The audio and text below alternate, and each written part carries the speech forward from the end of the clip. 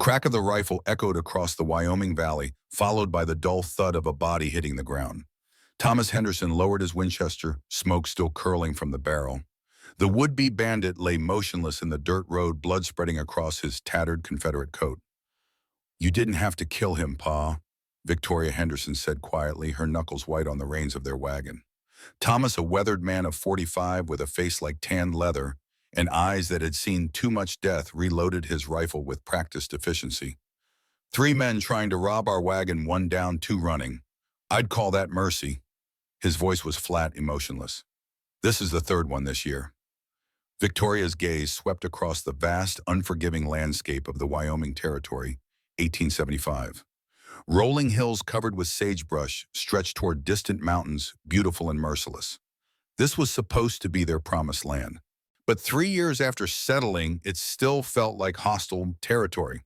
"We should report this to the sheriff in Redemption," she said, though they both knew the small settlement barely had law enforcement worthy of the name. Thomas climbed back onto the wagon seat beside his daughter. "There's no law out here but what a man makes with his own hands." He took the reins from Victoria, his eyes scanning the horizon for any sign of the fleeing robbers. "That's why I taught you to shoot like I did." Victoria nodded, her auburn hair catching the late afternoon sun. At 24, she was striking rather than conventionally pretty tall and strong from years of ranch work, with intelligent eyes that missed nothing. She could outshoot, outride, and outwork most men in the territory, skills that had earned her both admiration and resentment. As they approached their modest ranch house, Margaret Henderson emerged onto the porch, rifle in hand. At 42, she remained handsome with the same auburn hair as her daughter, now streaked with silver. One look at their faces told her everything. "Another one?" she asked simply. Thomas nodded as he climbed down. "Just past Rattlesnake Creek. Tried to take the supplies." Margaret's expression didn't change, but her grip on the rifle tightened. "Go inside, Victoria. Your father and I will handle this." Victoria knew what that meant. They'd ride back, retrieve anything useful from the dead man, and bury him where they'd buried the others. No questions, no authorities. In the Wyoming Territory, justice was swift, brutal, and often administered personally. Inside the cabin, Victoria removed her riding gloves and hat, hanging them by the door. The interior was simple but comfortable, a testament to her mother's determination to create civilization in the wilderness. Handmade curtains softened the windows. A patchwork quilt covered the table, and shelves of books lined one wall, treasures hauled across half a continent. Victoria poured herself a cup of coffee and sat at the rough-hewn table, trying to steady her hands. 3 dead men this year alone. The wilderness was claiming its toll, not just in hardship, but in humanity. She wondered if her father felt anything anymore when he pulled the trigger, or if the war had burned that part of him away forever. Her gaze fell on the daguerreotype in its silver frame, herself and Lieutenant Robert Ellsworth in his Union Army uniform, taken the day of their engagement in 1865. He'd never come home from the war, killed at Petersburg just weeks before the surrender. With him died her dreams of a gentle life of children and a home in Philadelphia where Robert had planned to practice law. That was 10 years ago. Now she was a frontier woman who could skin a deer, birth a calf, and shoot a man if necessary. She'd sworn never to marry, dedicating herself instead to helping her parents carve this ranch from the wilderness. The sound of hoofbeats brought Victoria to the window. Her parents weren't back yet. It was a lone rider approaching at a steady pace. She recognized the blue uniform of the Pacific Railroad Company and felt a knot form in her stomach. The railroad men had been surveying the area for months, bringing with them promises of progress and threats of change. Victoria grabbed her father's shotgun from above the door and stepped onto the porch, the weapon held casually but visibly. The rider, seeing her stance, slowed his approach. "Ma'am," he called, tipping his hat, "I'm looking for Thomas Henderson." "He's not here," Victoria replied coldly. "I'm his daughter. Whatever business you have can wait until tomorrow." The man, young, barely 30, with the refined accent of an Easterner, smiled pleasantly. "I'm afraid it can't, Miss Henderson. I have official documents from Colonel Ezra Miller, director of the Pacific Railroad Company's Wyoming Division." He extended an envelope sealed with wax. Victoria made no move to take it. "You can leave it. My father will read it when he returns." The messenger's smile tightened. "I'm instructed to deliver this personally and await a response." "Then you'll be waiting a while," Victoria said. "Coffee's on if you want some." She turned and went inside, leaving the door open, an invitation that also allowed her to keep the shotgun within reach as she returned to the table. The messenger, after a moment's hesitation, followed her inside, removing his hat. James Miller, he introduced himself. The Colonel's son. Victoria's eyebrows rose slightly. The railroad baron's boy himself. To what do we owe the honor? Just following orders, Miss Henderson, he said, accepting the cup of coffee she offered. His eyes, a striking blue that seemed at odds with his otherwise serious demeanor, scanned the cabin with obvious curiosity. You have an impressive library for a frontier home. My mother was a school teacher before she married, Victoria said curtly, unwilling to engage in pleasantries with a railroad man. Everyone knew what followed the tracks, land seizure speculation, and the destruction of the life they'd built. And were you educated back east? James asked. Victoria's jaw tightened. Philadelphia, until the war. Understanding dawned in James's eyes as he noticed the daguerreotype. I see. I'm sorry for your loss. Everyone lost something, Victoria replied. That's what war does. An uncomfortable silence fell between them, broken only when the door opened and Thomas entered, his expression darkening at the sight of the railroad man sitting at his table. Henderson, James said, rising to his feet. I know what you've brought, Thomas interrupted, his voice like gravel. Your father's been threatening it for months. James produced the envelope again. Official notice of railroad right-of-way acquisition. The Pacific Line will be cutting through the eastern section of your property. The company is prepared to offer fair compensation. Fair? Thomas's laugh was harsh. There's nothing fair about being forced off land you've bled for. He snatched the envelope but didn't open it. Your father fought for the Confederacy, didn't he, boy? James's posture stiffened. Colonel Miller served the South, yes. The war has been over for 10 years. Not out here, it hasn't, Thomas said quietly.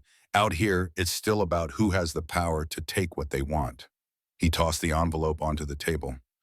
Tell your father I'll consider his offer when hell freezes over. James's face remained composed, but his eyes hardened. This isn't a request, Mr. Henderson. The railroad is coming through with or without your cooperation. The territorial governor has already approved the route. Get off my land, Thomas said, his hand moving to the pistol at his hip.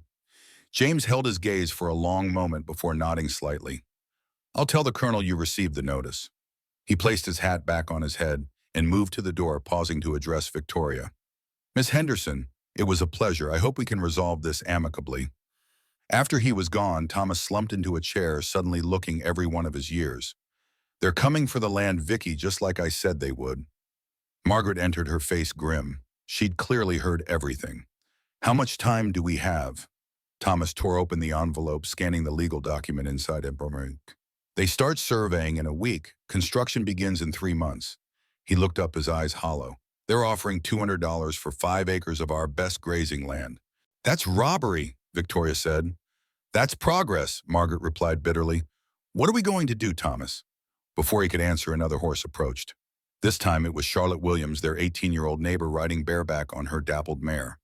Her blonde hair was coming loose from its pins, and her face was flushed with exertion. Victoria hurried outside to meet her. Charlotte practically fell into her arms, trembling. What's happened? Victoria demanded, leading her inside. It's Papa, Charlotte said, fighting back tears. The railroad men came with papers. Our land has coal under it, they said. They want all of it, not just a right-of-way. Papa started drinking again. He's talking about selling everything and heading to California. Margaret guided the girl to a chair. Where is your father now, Charlotte? He rode into redemption, Charlotte said miserably. Said he was going to play cards with those railroad workers at the saloon. But we both know what happens when he gambles. He'll lose everything just like before. Thomas and Victoria exchanged grim looks. William Harrison was a troubled man. Once a respected surgeon in St. Louis, he'd served as a Confederate medical officer during the war. Whatever horrors he'd witnessed had hollowed him out, replacing his skill and compassion with a desperate thirst for whiskey. His wife Sarah had left when Charlotte was 6, unable to bear his descent into alcoholism. Since then, he'd managed to function as a carpenter, building their small cabin and maintaining a semblance of dignity until the bottle called again. I'll go after him, Thomas said, rising. No, Victoria interjected. You know how he gets when other men try to interfere. Let me go. It's not proper for a young woman to enter a saloon, Margaret protested. Victoria's laugh was without humor. We're 50 miles from proper mother. Besides, I can handle William. He listens to me sometimes. Will you, Victoria? Charlotte looked up hopefully. He respects you. Says you remind him of Sarah before everything went wrong. Thomas reluctantly nodded his agreement. Take your pistol and be back before dark.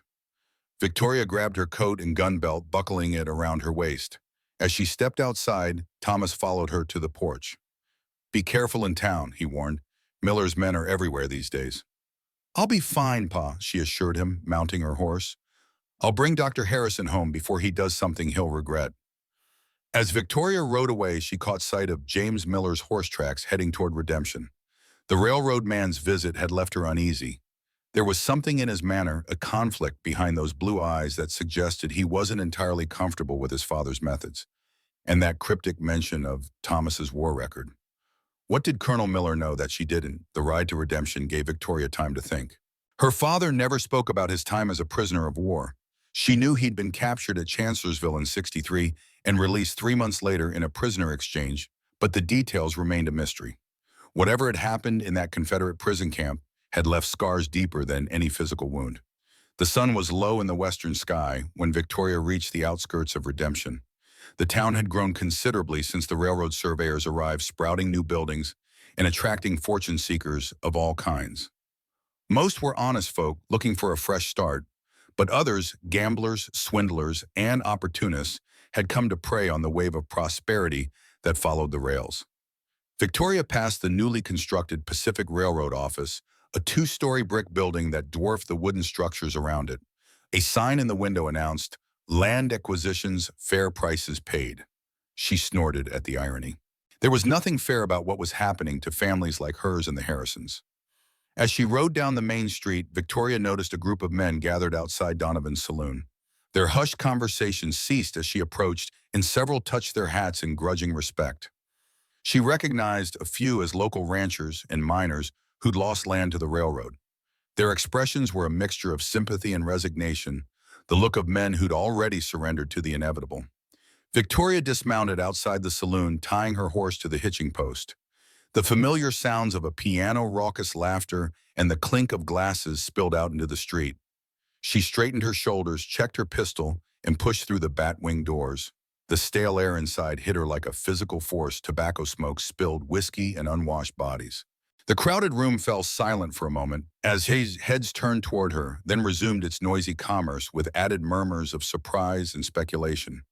Women didn't enter Donovan's unless they were working girls, and Victoria Henderson was clearly neither. Frank Donovan himself stood behind the bar, a burly man with a graying beard and the weathered face of a veteran. He leaned on the bar for support, his empty trouser leg pinned up below the knee, a souvenir from Gettysburg. His eyebrows rose at the sight of Victoria. "Miss Henderson," he called over the noise, "this isn't a place for respectable ladies." "I'm not here for pleasure, Mr. Donovan," she replied, scanning the room. "I'm looking for Dr. Harrison." Donovan jerked his head toward the back corner. "Over there, been at it since noon with those railroad boys. Down to his last dollars, I reckon." Victoria followed his gesture and spotted William Harrison at a table with 4 men wearing the distinctive blue jackets of Pacific Railroad employees. One was the scarred foreman she'd seen surveying the Henderson property last week. Another wore the star of the railroad's private security force. All wore expressions of predatory satisfaction as they watched Harrison drain his glass. William looked terrible. His once distinguished features were flushed and slack from drink, his surgeon's hands trembling as he fumbled with his cards. A half-empty bottle stood at his elbow, and a pitifully small stack of coins represented what remained of his money. As Victoria approached, the scarred foreman noticed her and nudged his companions. "Well, look what the wind blew in, boys. The Henderson filly." Victoria ignored him, focusing on William. "Dr. Harrison, Charlotte sent me. It's time to go home." William looked up, his bloodshot eyes taking a moment to focus on her face. "Victoria," he slurred, "come to save the old drunk again." He laughed bitterly. "Too late, almost cleaned out." "Then it's a good time to quit," she said firmly. "Charlotte's worried sick." The foreman leaned back in his chair, openly assessing Victoria with an insolent gaze. The doc's a grown man, Miss Henderson, free to make his own choices. Not when he's 3 sheets to the wind, Victoria retorted, and not when you've been filling his glass to make sure he stays that way. The man's eyes narrowed. Careful with your accusations, girl. That's a quick way to make enemies in a place like this. I didn't come here looking for friends, Victoria said coldly. She turned back to William. Let's go. I've got your horse outside. William shook his head, a stubborn, childish expression crossing his face. Can't leave yet. Got one more hand to play. Gonna win it all back. And what are you betting with? Victoria asked. You're nearly out of cash. A cunning look replaced the stubbornness. William reached inside his coat and withdrew a folded document. Got something better than pish. My deed. Worth 1,000 at least with the coal underneath. Victoria's heart sank. This was exactly what she'd feared. William, no. Think of Charlotte. I am thinking of her, he insisted, his words slurring together. Miller's men are going to take it anyway. Might as well get something for it, right, boys? He looked to the railroad men for confirmation. The security man smiled, the expression never reaching his cold eyes. The doc's right, miss. Colonel Miller's already filed papers on that land. Coal rights belong to the railroad now by territorial law. We're just being generous, offering to play for it. Generous, Victoria repeated, her voice dripping with contempt. 4 sober men taking advantage of a drunk. How noble. It's a fair game, the foreman insisted, shuffling the cards with practiced ease that made Victoria's suspicions deepen. I doubt that very much, came a new voice from behind her. Victoria turned to see James Miller standing just inside the saloon doors, still wearing his railroad uniform, but with his hat in his hands. The room quieted again, whispers spreading as Colonel Miller's son was recognized. Mr. Miller, the foreman said suddenly, looking considerably less confident. Just a friendly game, sir. Is that so? James approached the table, his expression stern. Wagering for land deeds while providing liquor doesn't seem particularly friendly, Matthews, or ethical. The doc offered the bet himself, the security man protested. In his condition. James raised an eyebrow, looking pointedly at William's unfocused gaze and trembling hands. My father would be very displeased to learn his men were engaging in such questionable negotiations. The mention of Colonel Miller had an immediate effect. The 4 men exchanged glances, then the foreman shrugged with feigned casualness. No harm done, game's over anyway. He pushed William's meager remaining coins back toward him. Keep your money, Doc, and your land for now.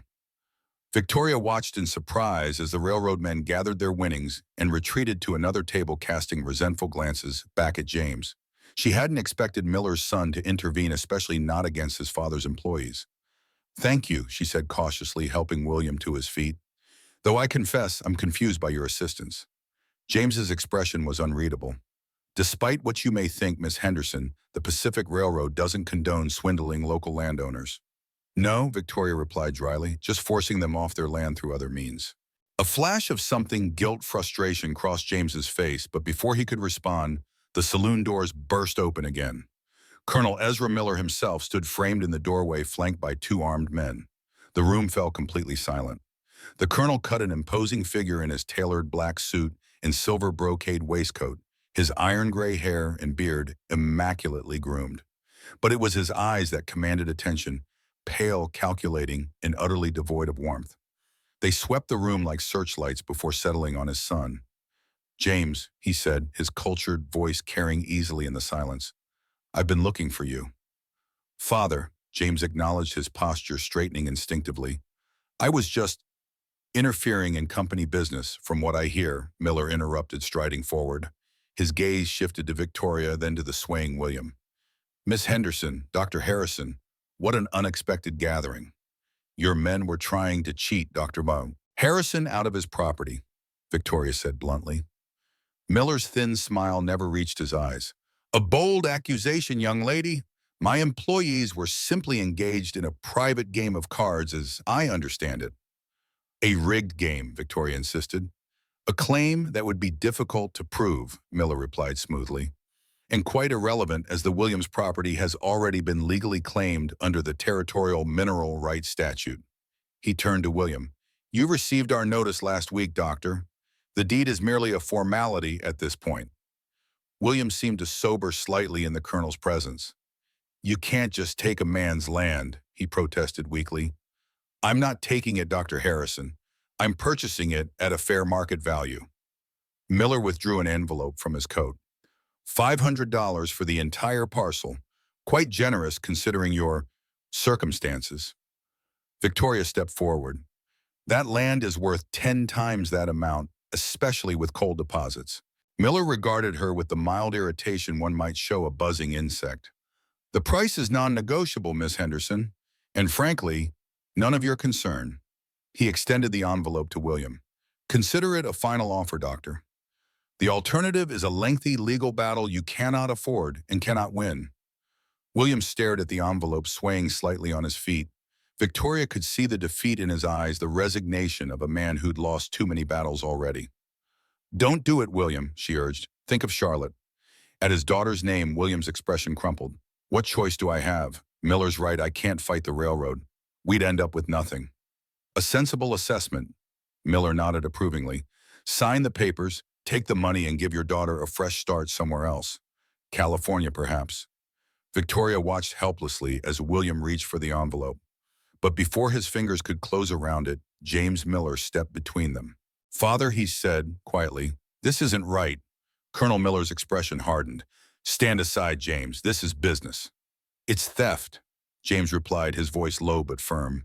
These people built homes here. They have rights. They have what the law gives them, Miller corrected coldly. And the law in this case favors progress over sentiment. His gaze sharpened. We'll discuss your insubordination later. For now, remember your place. The tension between father and son was palpable. Victoria held her breath, sensing a deeper conflict than a mere disagreement over business practices. After a long moment, James stepped aside, his jaw tight with suppressed anger. Miller smiled thinly in victory, once again offering the envelope to William. Your decision, Doctor. Before William could answer, the saloon door swung open yet again, and a tall man with a silver star pinned to his vest entered. Sheriff Benton Redemption's sole lawman looked unhappy to be interrupting the territory's most powerful man. Begging your pardon, Colonel, he said, touching the brim of his hat. There's been some trouble up at the mining bump. Your foreman sent for you. Miller frowned in annoyance. Can it wait, Sheriff? Said it was urgent, sir. Something about the men refusing to work the night shift after that cave-in yesterday. Miller's lips compressed into a thin line. Very well. He tucked the envelope back into his coat and fixed William with a penetrating stare. Think carefully about your options, Dr. Harrison. I'll call on you tomorrow for your answer. He turned to his son. James, come with me. We have matters to discuss. Victoria didn't miss the look of resigned dread that flickered across James's face before his expression smoothed into dutiful compliance. As father and son departed, followed by their armed escorts, the tension in the saloon released like air from a punctured balloon. Conversations resumed, glasses clinked, and the piano player struck up a lively tune. Victoria took advantage of the moment to guide William toward the door. Let's get you home, Doctor. William offered no resistance, stumbling alongside her like a man sleepwalking. Outside, she helped him onto his horse, securing him with a length of rope so he wouldn't fall during the ride home. As she mounted her own horse, Victoria spotted James Miller, standing alone at the edge of the street watching her. His father and the others had already ridden ahead toward the mining camp on the outskirts of town. On impulse, Victoria rode over to him. Your father seems determined to own every acre in the territory. James's expression was troubled. My father believes in the railroad above all else. The transcontinental connection linking east to west. He sees it as his legacy. A legacy built on other people's misfortune, Victoria observed. It's not that simple, James insisted, though, without conviction. The railroad brings opportunities, growth, civilization. Save the company line for someone who might believe it, Mr. Miller, Victoria interrupted. I saw your face in there. You don't approve of your father's methods any more than I do. James glanced around nervously as if afraid of being overheard. Be careful, Miss Henderson. My father doesn't tolerate opposition well from anyone. Is that a warning or a threat? A friendly caution, James replied, especially where your father is concerned. Victoria stiffened. What do you mean, Batiti? James hesitated, then stepped closer, lowering his voice. My father has information about Thomas Henderson's time as a prisoner of war. information that could be damaging if made public. Cold dread settled in Victoria's stomach. What kind of information? I don't know the details, James admitted. But I've seen my father use secrets as weapons before.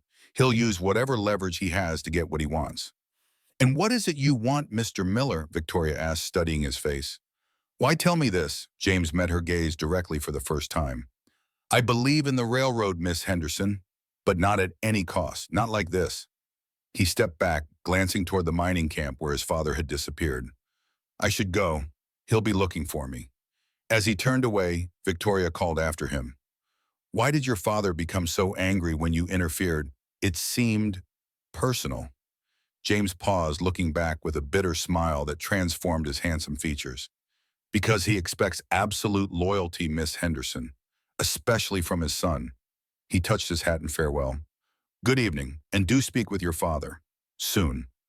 Victoria watched him walk away, her mind racing with questions. What did Colonel Miller know about her father, and why was his own son warning her? William stirred on his horse, mumbling incoherently. The reminder of her immediate responsibilities pushed her troubled thoughts aside.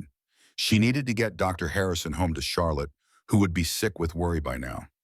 As Victoria rode out of Redemption with the semi-conscious doctor in tow, the setting sun cast long shadows across the trail ahead.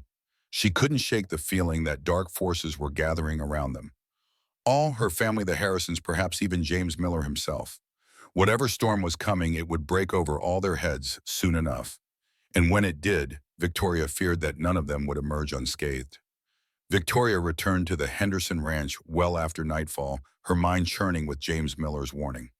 The windows glowed with lamplight, and as she dismounted, Thomas stepped onto the porch, his silhouette outlined against the warm light behind him. You were gone a long time, he said, his voice tight with concern. Charlotte came by looking for you, said you never brought her father home. I took him straight to their cabin, Victoria explained, leading her horse toward the barn. He was in bad shape, needed to sober up before Charlotte saw him.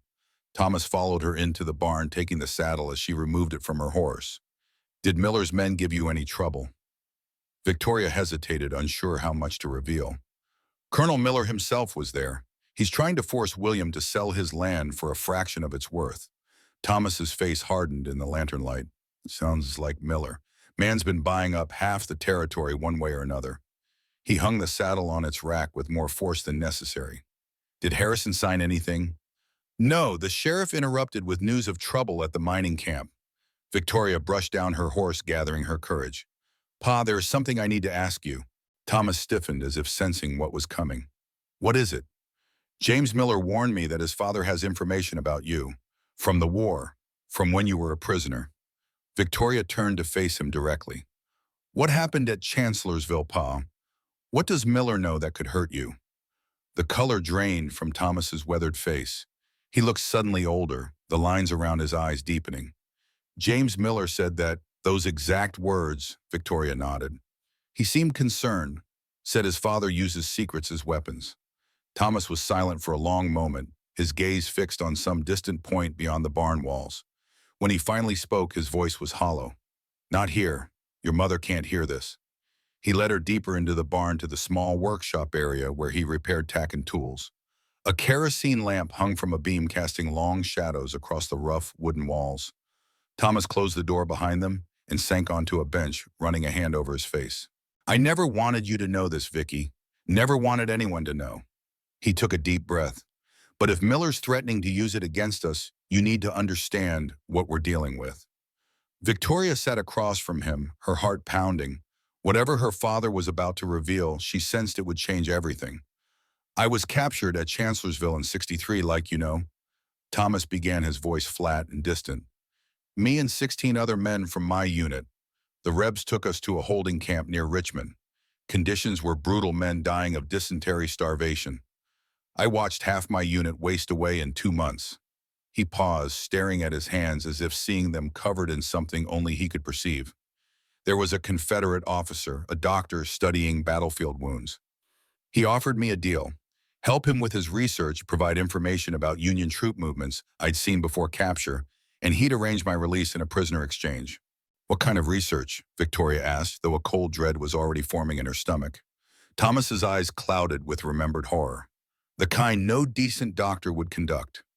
Experiments on prisoners who were already dying, testing how long it took different wounds to kill a man, how much blood loss was survivable, how gangrene spread through different types of injuries. My God, Victoria whispered. I refused at first, Thomas continued, told him to go to hell. But then men from my unit started dying faster. The doctor made sure they got less food, less water, made it clear their suffering would continue unless I cooperated. He looked up at Victoria, his eyes pleading for understanding. I gave him old information, Victoria. Things the Confederate command already knew or that wouldn't matter anymore. Basic field medicine observations. Nothing that would have changed the course of any battle. But you helped with his experiments, Victoria asked, struggling to reconcile this revelation with the father she'd known her entire life. Thomas shook his head vehemently. No, never. I drew the line there. I watched, took notes, hated myself for it, but I never laid a hand on any prisoner. And I managed to smuggle some medicine, extra food to the men when I could. His voice broke. It wasn't enough. I couldn't save them. The doctor arranged your release. Eventually, in a prisoner exchange 3 months after my capture, Thomas's expression darkened. That doctor was Ezra Miller, Colonel Miller now of the Pacific Railroad. Victoria felt as if the ground had shifted beneath her feet. Miller was the one conducting those experiments. Thomas nodded grimly.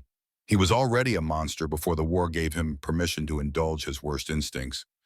After the surrender, he should have been tried for war crimes, but he had connections, money, reinvented himself as a businessman. And now he's here, Victoria said softly, using your past against you. He kept records, my signature on reports. He's threatening to expose me as a collaborator, conveniently leaving out his own role. Thomas stared into the darkness beyond the lamplight. In a territory where half the settlers lost someone to the war, that kind of accusation could be a death sentence. Victoria's mind was racing. We can fight this. Tell the truth about what he did. My word against a wealthy railroad baron versus a struggling rancher. Thomas laughed bitterly. Besides, there's your mother to consider. Margaret's family were staunch Union supporters. Her brother died at Gettysburg. The shame would destroy her. Mother would understand, Victoria insisted. He loves you. Some things test even the strongest love, Thomas replied quietly. I've lived with this shame for 10 years, Victoria. Built a life, tried to be a good husband, a good father. Now Miller is going to take it all away unless I give him what he wants. We won't let him, Victoria said fiercely. There has to be evidence of what he did. Other survivors. Thomas shook his head. Most died in that camp. The few who survived scattered after the war trying to forget. He rose wearily. Don't tell your mother we discussed this. Let me figure out how to break it to her myself.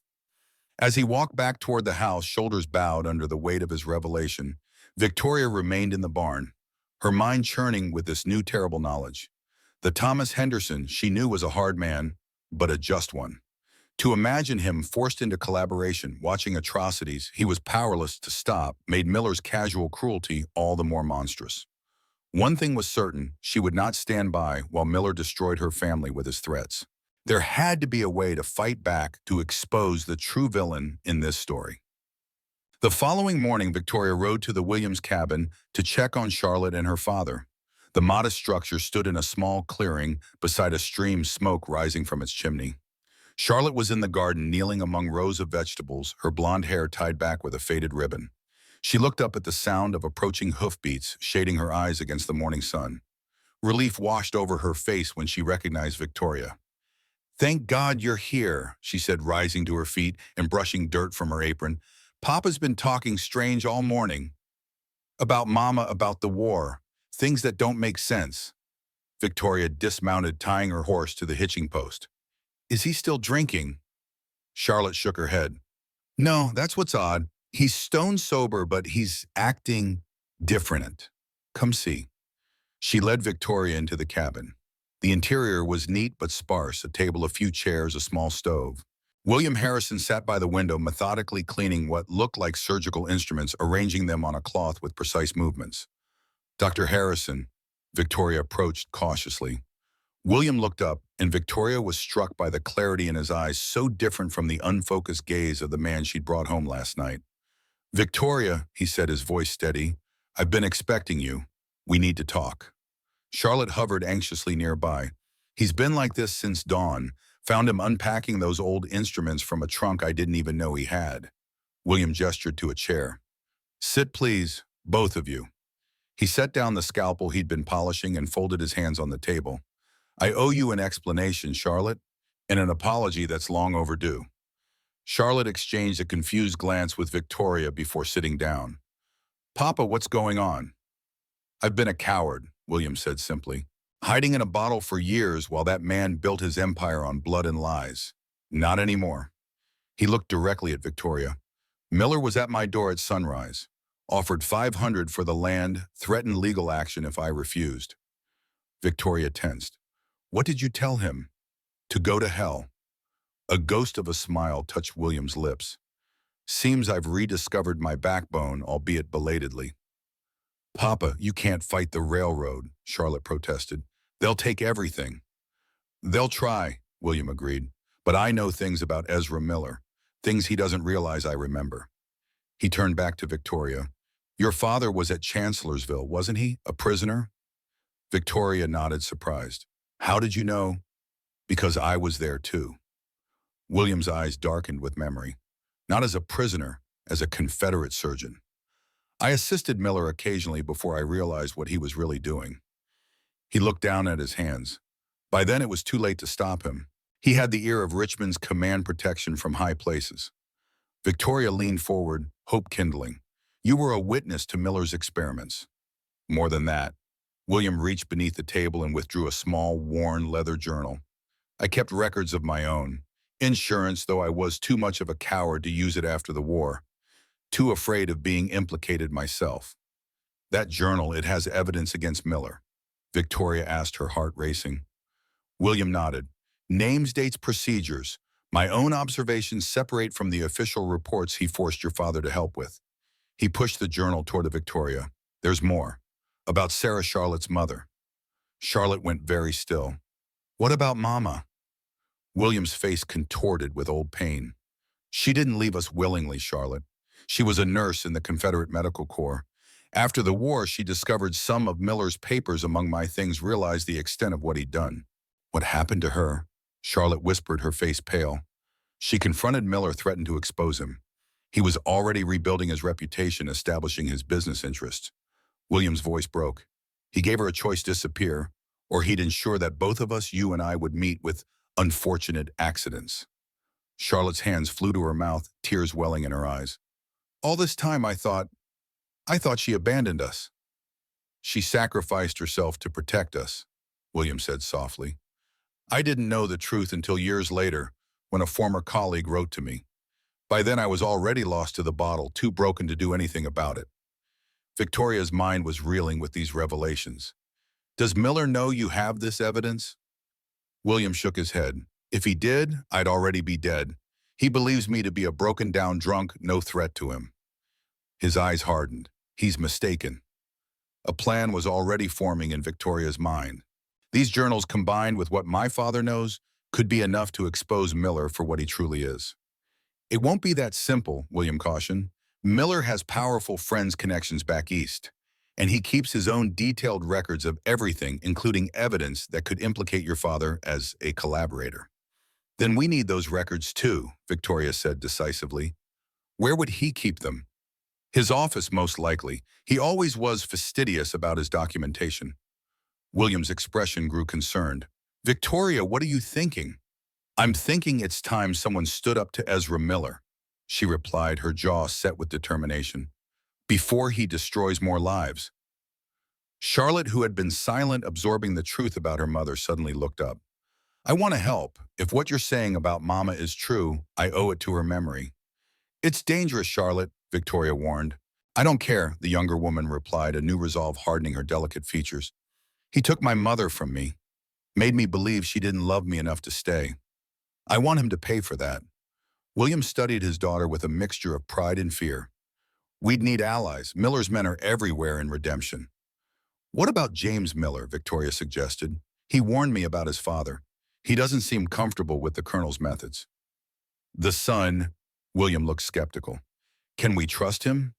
I'm not sure, Victoria admitted, but he interfered when your land was at stake. There's conflict there between father and son. Their discussion was interrupted by the sound of approaching riders, several of them moving fast. William rose swiftly, peering out the window. Railroad men, he reported grimly. 4 of them, armed. Victoria moved to the window. The riders were still a distance away, dust rising behind them as they galloped toward the cabin. Looks like Miller isn't taking your refusal lightly, Dr. Harrison. William's face set in determined lines. Take Charlotte out the back. There's a path through the woods that leads to the old copper mine. Wait for me there. What about you? Charlotte asked, fear evident in her voice. I'll join you shortly. I need to hide this first. He patted the journal. It's the only real evidence we have. Victoria hesitated. Der Harrison chitten go, he insisted. If they find you here, then Miller will know we're plotting against him. Our only advantage is that he thinks me a broken man and you unaware of your father's past. The hoofbeats were growing louder. Victoria made a swift decision, grabbing Charlotte's arm. Come on, we'll circle back through the woods and watch from cover. As they slipped out the back door, Victoria caught a glimpse of William sliding the journal into a hidden compartment beneath a floorboard under his bed. Then they were running across the small vegetable garden and into the shelter of the pines beyond. They made their way through the trees, circling back toward the front of the cabin while staying hidden in the underbrush. From their vantage point, they could see 4 mounted men approaching the clearing. Victoria recognized the scarred foreman from the saloon, Matthews leading the group. All wore sidearms, and one carried a rifle across his saddle. What do they want? Charlotte whispered, crouching beside Victoria behind a fallen log. Nothing good, Victoria murmured back. Stay quiet. The riders pulled up in front of the cabin. Matthews dismounted and pounded on the door. Harrison, open up. Colonel Miller wants a word. After a moment, William appeared in the doorway, his posture straight, none of the habitual stoop of the town drunk visible in his bearing. What do you want, Matthews? He called, making no move to step outside. Colonel's not happy with your answer this morning, Matthews replied. Sent us to make sure you understand the situation clearly. He gestured, and 2 of the men dismounted, moving to flank him. I understand perfectly, William said coldly. Miller wants my land. I'm not selling. Matthews smirked. The colonel figured you might be difficult. That's why he sent us with a more persuasive offer. He nodded to one of his men, who withdrew an envelope from his coat. $1,000. Cash. Final offer before we do this the hard way. Victoria felt Charlotte tense beside her. $1,000 was a fortune in the territory, more than most settlers would see in years of hard work. William didn't hesitate. The answer's still no. My land's not for sale at any price. Matthew's expression hardened. Wrong answer, Doc. He signaled to his men, who started toward the cabin. William retreated inside, slamming the door. Victoria heard the sound of a bolt being thrown, followed by Matthew's angry shout. Break it down! We have to help him, Charlotte whispered urgently, starting to rise. Victoria pulled her back down. We're outnumbered and outgunned. We need to get help. Inside the cabin, they heard the crash of breaking furniture, followed by William's voice raised in anger. Then a sickening thud and silence. The door opened, and 2 of Miller's men dragged William outside. His face was bloodied, one eye already swelling shut. They threw him to the ground at Matthew's feet. Last chance, Doc, Matthews said, standing over him. Sign the deed, take the money, and we all walk away happy. William spat blood onto the dust. Go to hell. Matthews sighed theatrically. Have it your way. He turned to his men. Burn it. No, Charlotte gasped, clapping a hand over her mouth too late. Matthew's head snapped toward the trees. Who's there? Show yourself. Victoria pressed Charlotte flat against the ground, heart hammering. One of the men was already moving toward their hiding place, hand on his pistol. Probably just a deer, another man called. Come on, let's get this over with. The man nearest them hesitated, then turned back. Victoria released a silent breath of relief. They watched in helpless horror as Miller's men dragged William to a tree and tied him there, facing his home. Another man emerged from the cabin with an oil lamp, which he smashed against the wooden walls. Flames licked up the side of the structure, catching quickly on the sun-dried timber. Nothing personal, Doc, Matthews said, mounting his horse as the fire spread. Just business. When you're ready to reconsider the colonel's offer, you can find him in town." He nodded to his men and they rode off, leaving William bound to the tree as his home burned before his eyes. The moment they were out of sight, Victoria and Charlotte burst from their hiding place, running to William. "Papa!" Charlotte cried, falling to her knees beside him. Victoria drew her knife and cut his bonds. William slumped forward, coughing from the smoke that was already billowing across the clearing. "The journal," he gasped, struggling to rise. "It's under the floorboard." "I'll get it," Victoria said, but William grabbed her arm. "No, it's too late." He nodded grimly toward the cabin, where flames now engulfed the entire structure. "The evidence is gone." Charlotte helped her father to his feet, tears streaming down her face as she watched her childhood home burn. "Everything we had." "Not everything," William said, winced as he touched his battered face. "We still have the truth, and now we have witnesses to Miller's methods." He looked at Victoria. "He's declared war on us, Miss Henderson. It's time we fought back." Victoria nodded, her resolve hardening as she watched the cabin collapse inward, sending a shower of sparks into the clear blue sky. Miller had crossed a line, burned a family out of their home in broad daylight, confident that his power in the territory would shield him from consequences. "We need allies," she said, "and we need a plan." William's eyes, despite his injuries, burned with newfound purpose. "I think I know where to start. Frank Donovan lost his leg fighting for the Union. He's no friend to ex-Confederate officers like Miller, and he has connections among the miners Millers have been pushing off their claims." "What about James Miller?" Charlotte asked. "You said he might help us." Victoria hesitated. "It's a risk, but if he's truly at odds with his father, he might be our best chance to get what we need in evidence of Miller's war crimes that can't be burned or buried." As they walked away from the smoldering ruins, Victoria glanced back once more at the destruction. In a single act of casual violence, Miller had revealed the true nature of the conflict. This wasn't just about land or railroads or progress. It was about power, the power to take whatever you wanted to destroy, lives with impunity, to bury the past beneath the foundations of the future you were building. But Miller had made a critical mistake. He'd assumed that William Harrison was broken beyond repair, that Charlotte was a helpless girl, that Victoria would retreat in the face of violence. He'd underestimated them all, and Victoria intended to make him regret it. The sun was setting by the time they reached Redemption, casting long shadows across the dusty Main Street. They'd taken a circuitous route, avoiding the main trails where Miller's men might be watching. William rode double with Victoria, his injuries making it difficult for him to stay upright alone. Charlotte followed on her mare, her face set in grim determination. They stopped in a grove of cottonwoods at the edge of town, out of sight of the busy saloons and storefronts. "We need to be careful," Victoria cautioned. "Miller's men will be looking for you both." William nodded, wincing at the movement. His face was a mass of bruises, one eye swollen completely shut. "Donovan's our best bet. His saloon has rooms upstairs where Charlotte can stay safely." "What about you, Papa?" Charlotte asked, concern evident in her voice. "I'll be fine," William assured her, though his labored breathing suggested otherwise. "Just need to clean up a bit before we face Donovan." Victoria studied the injured man with concern. "You need a doctor." A bitter smile twisted William's bloodied lips. "I am a doctor, Miss Henderson, or was once. Just need some water bandages, maybe a stiff drink." Victoria made a swift decision. "Wait here, I'll go ahead, make sure the way is clear." She handed the reins to Charlotte. "Stay hidden. If I'm not back in 20 minutes, take your father and ride for my parents' ranch." Before either could protest, Victoria slipped away, moving through the deepening shadows toward the back of Donovan's saloon. The evening crowd was already gathering, piano music and laughter spilling from the open windows. She circled to the rear entrance, used primarily by Donovan himself and his few employees. As she approached the back door, it suddenly swung open. Victoria pressed herself against the wall hand, moving to her pistol. A figure emerged, silhouetted against the light from inside, tall, well-dressed, unmistakably James Miller. Victoria hesitated only a moment before stepping into his path. "Mr. Miller." James started violently, then relaxed slightly as he recognized her. "Miss Henderson, you startled me." "What are you doing using the back door of Donovan's saloon?" she asked, suspicion evident in her tone. James glanced around nervously. "I could ask you the same question." "I need to speak with Donovan, privately."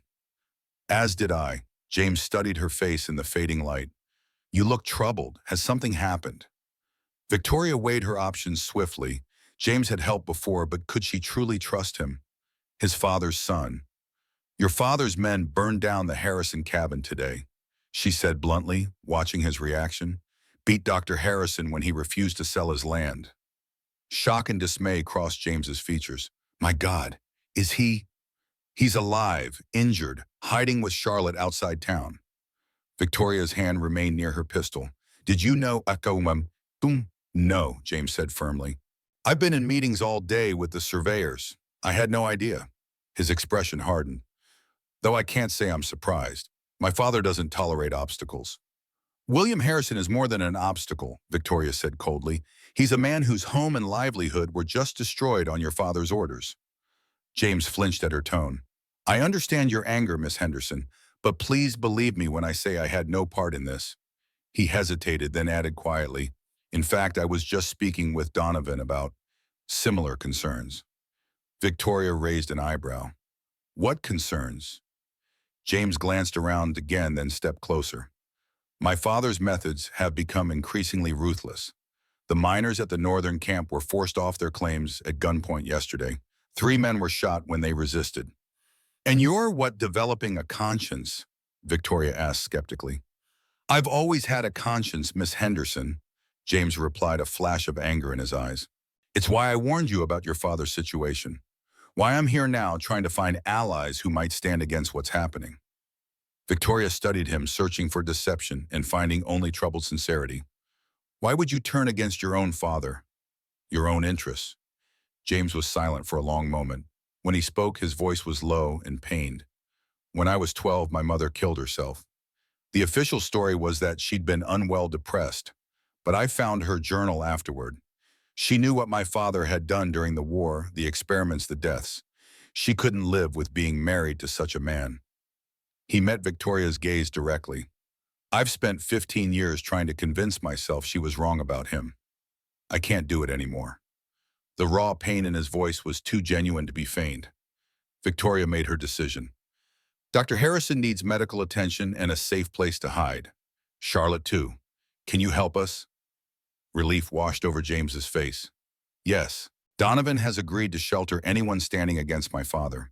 He lost 32 men under his command during the war, good men who died in prison camps. Some of them might have been in the same camp where your father conducted his experiments, Victoria pointed out. Exactly. That's why Donovan is willing to help. He has rooms above the saloon where the Harrisons can stay safely. James hesitated. But we need more than just a hiding place. We need evidence of my father's crimes, both past and present.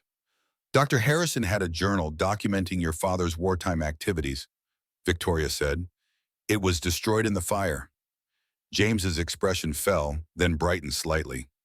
My father keeps his own records, detailed journals of everything he's ever done, including his time as a camp doctor. He's pathologically meticulous, believes his documentation will vindicate him, someday prove he was advancing medical science. Where would he keep these journals? In his private office at railroad headquarters, locked in a safe behind his desk. James's mouth set in a determined line. I know how to access it. Victoria's pulse quickened.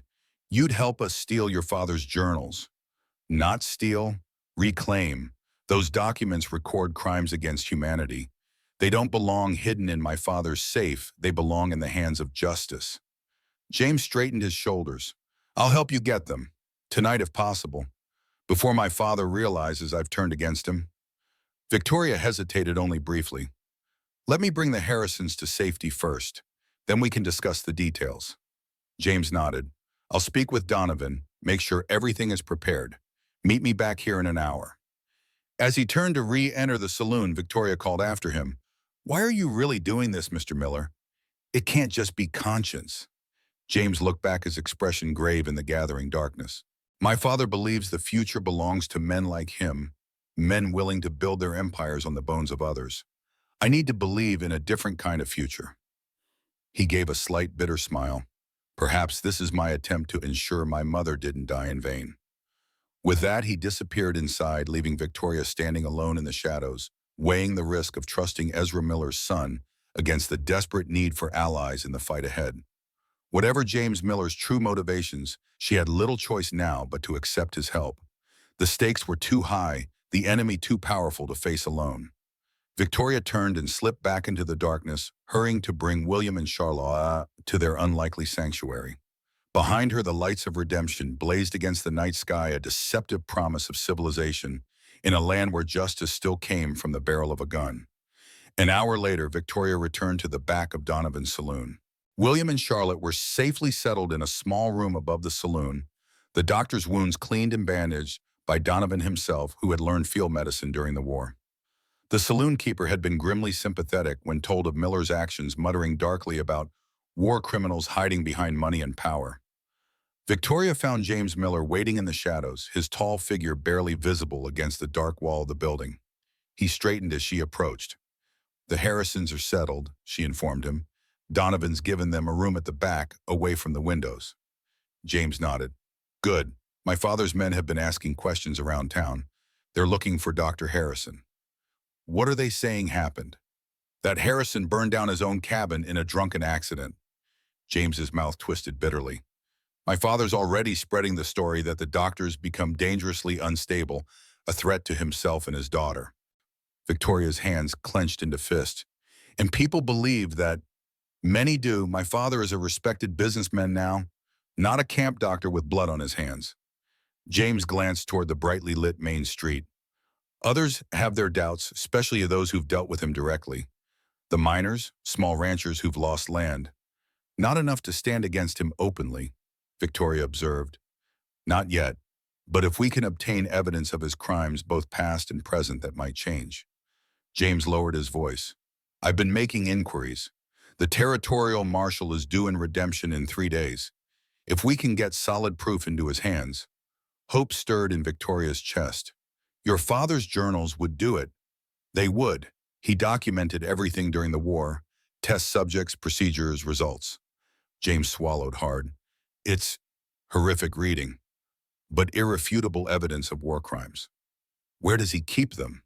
"In a safe in his private office at railroad headquarters."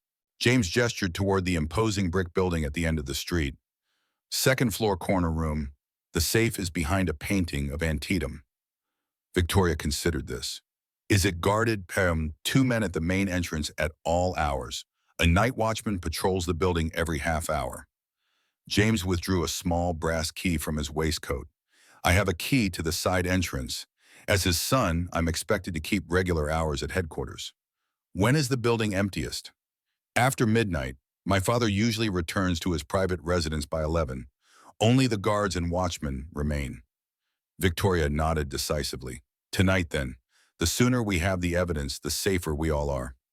James looked uncertain. "Just the two of us. It's risky. Dr. Harrison is in no condition to help, and I won't involve Charlotte." Victoria met his gaze steadily. "Unless you're having second thoughts." "No," James said firmly. "But we should have a backup plan in case something goes wrong." "I have one," Victoria replied. "If we're caught, run, split up, meet at the abandoned copper mine 3 miles north of town. It's been empty for years, a good hiding place." James nodded, though he looked less than reassured. "What about your father? Should we bring him into this?" Victoria hesitated.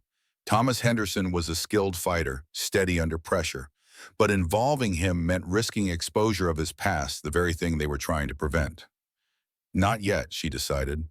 "The fewer people who know about this, the better." James accepted this with a slight nod. "We should wait until after midnight. Meet me behind the railroad office at 12:30. Wear dark clothing and bring a weapon." His expression turned grim. "My father's guards won't hesitate to shoot intruders." "Neither will I if it comes to that," Victoria replied evenly. A hint of a smile touched James's lips. "I believe you, Miss Henderson." He glanced toward the saloon's back door. "I should go. I'm expected at my father's residence for dinner. If I'm absent, he'll grow suspicious." "You can sit across from the man who ordered a family burned out of their home and make pleasant conversation." Victoria couldn't keep the edge from her voice. James's face tightened. "I've been doing it for years, Miss Henderson. Ever since I found my mother's journal." He turned to leave, then paused. "Be careful who you trust in town. My father has informants everywhere." With that warning, he disappeared into the darkness, leaving Victoria with hours to wait and a growing sense that they were stepping into something far more dangerous than a simple theft. Victoria returned to Donovan's just after midnight, having spent the intervening hours making preparations. She changed into dark trousers and a black shirt borrowed from Charlotte, her hair tucked beneath a cap. Her Colt revolver rode in its holster at her hip, and a hunting knife was sheathed in her boot. She slipped up the back stairs to the room where the Harrisons were hiding. William was awake, sitting by the window with a view of the street below. His face was a patchwork of bruises in the lamplight, but his eyes were clear and alert. "You're going after Miller's journals," he said as she entered. It wasn't a question. Victoria nodded. "James Miller is helping me. He knows where they're kept." William's expression was troubled. "Can you trust him?" "I'm not sure," Victoria admitted, "but he seems genuine in his opposition to his father. And we need those journals if we're going to stop Miller." "It's dangerous," William said quietly. "Miller's men won't hesitate to kill you if you're caught." "I know, but I don't see another way."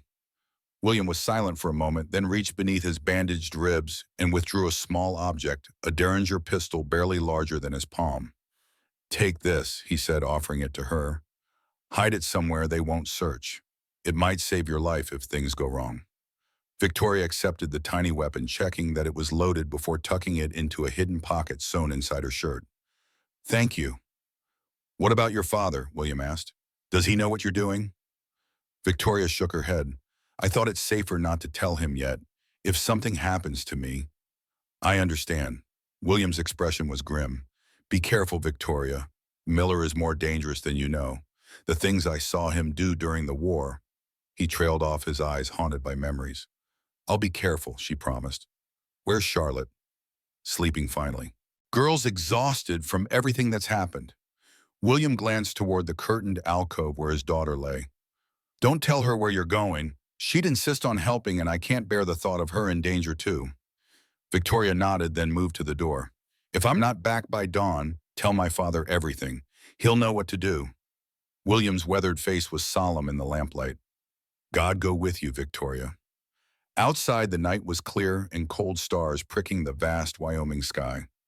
Redemption was quieter now, though light and piano music still spilled from the saloons, where the hardier drinkers continued their revelry. Victoria kept to the shadows, making her way toward the railroad headquarters at the end of the main street. The imposing brick building stood dark except for a single lamp burning in the front entryway, where presumably the guards maintained their watch.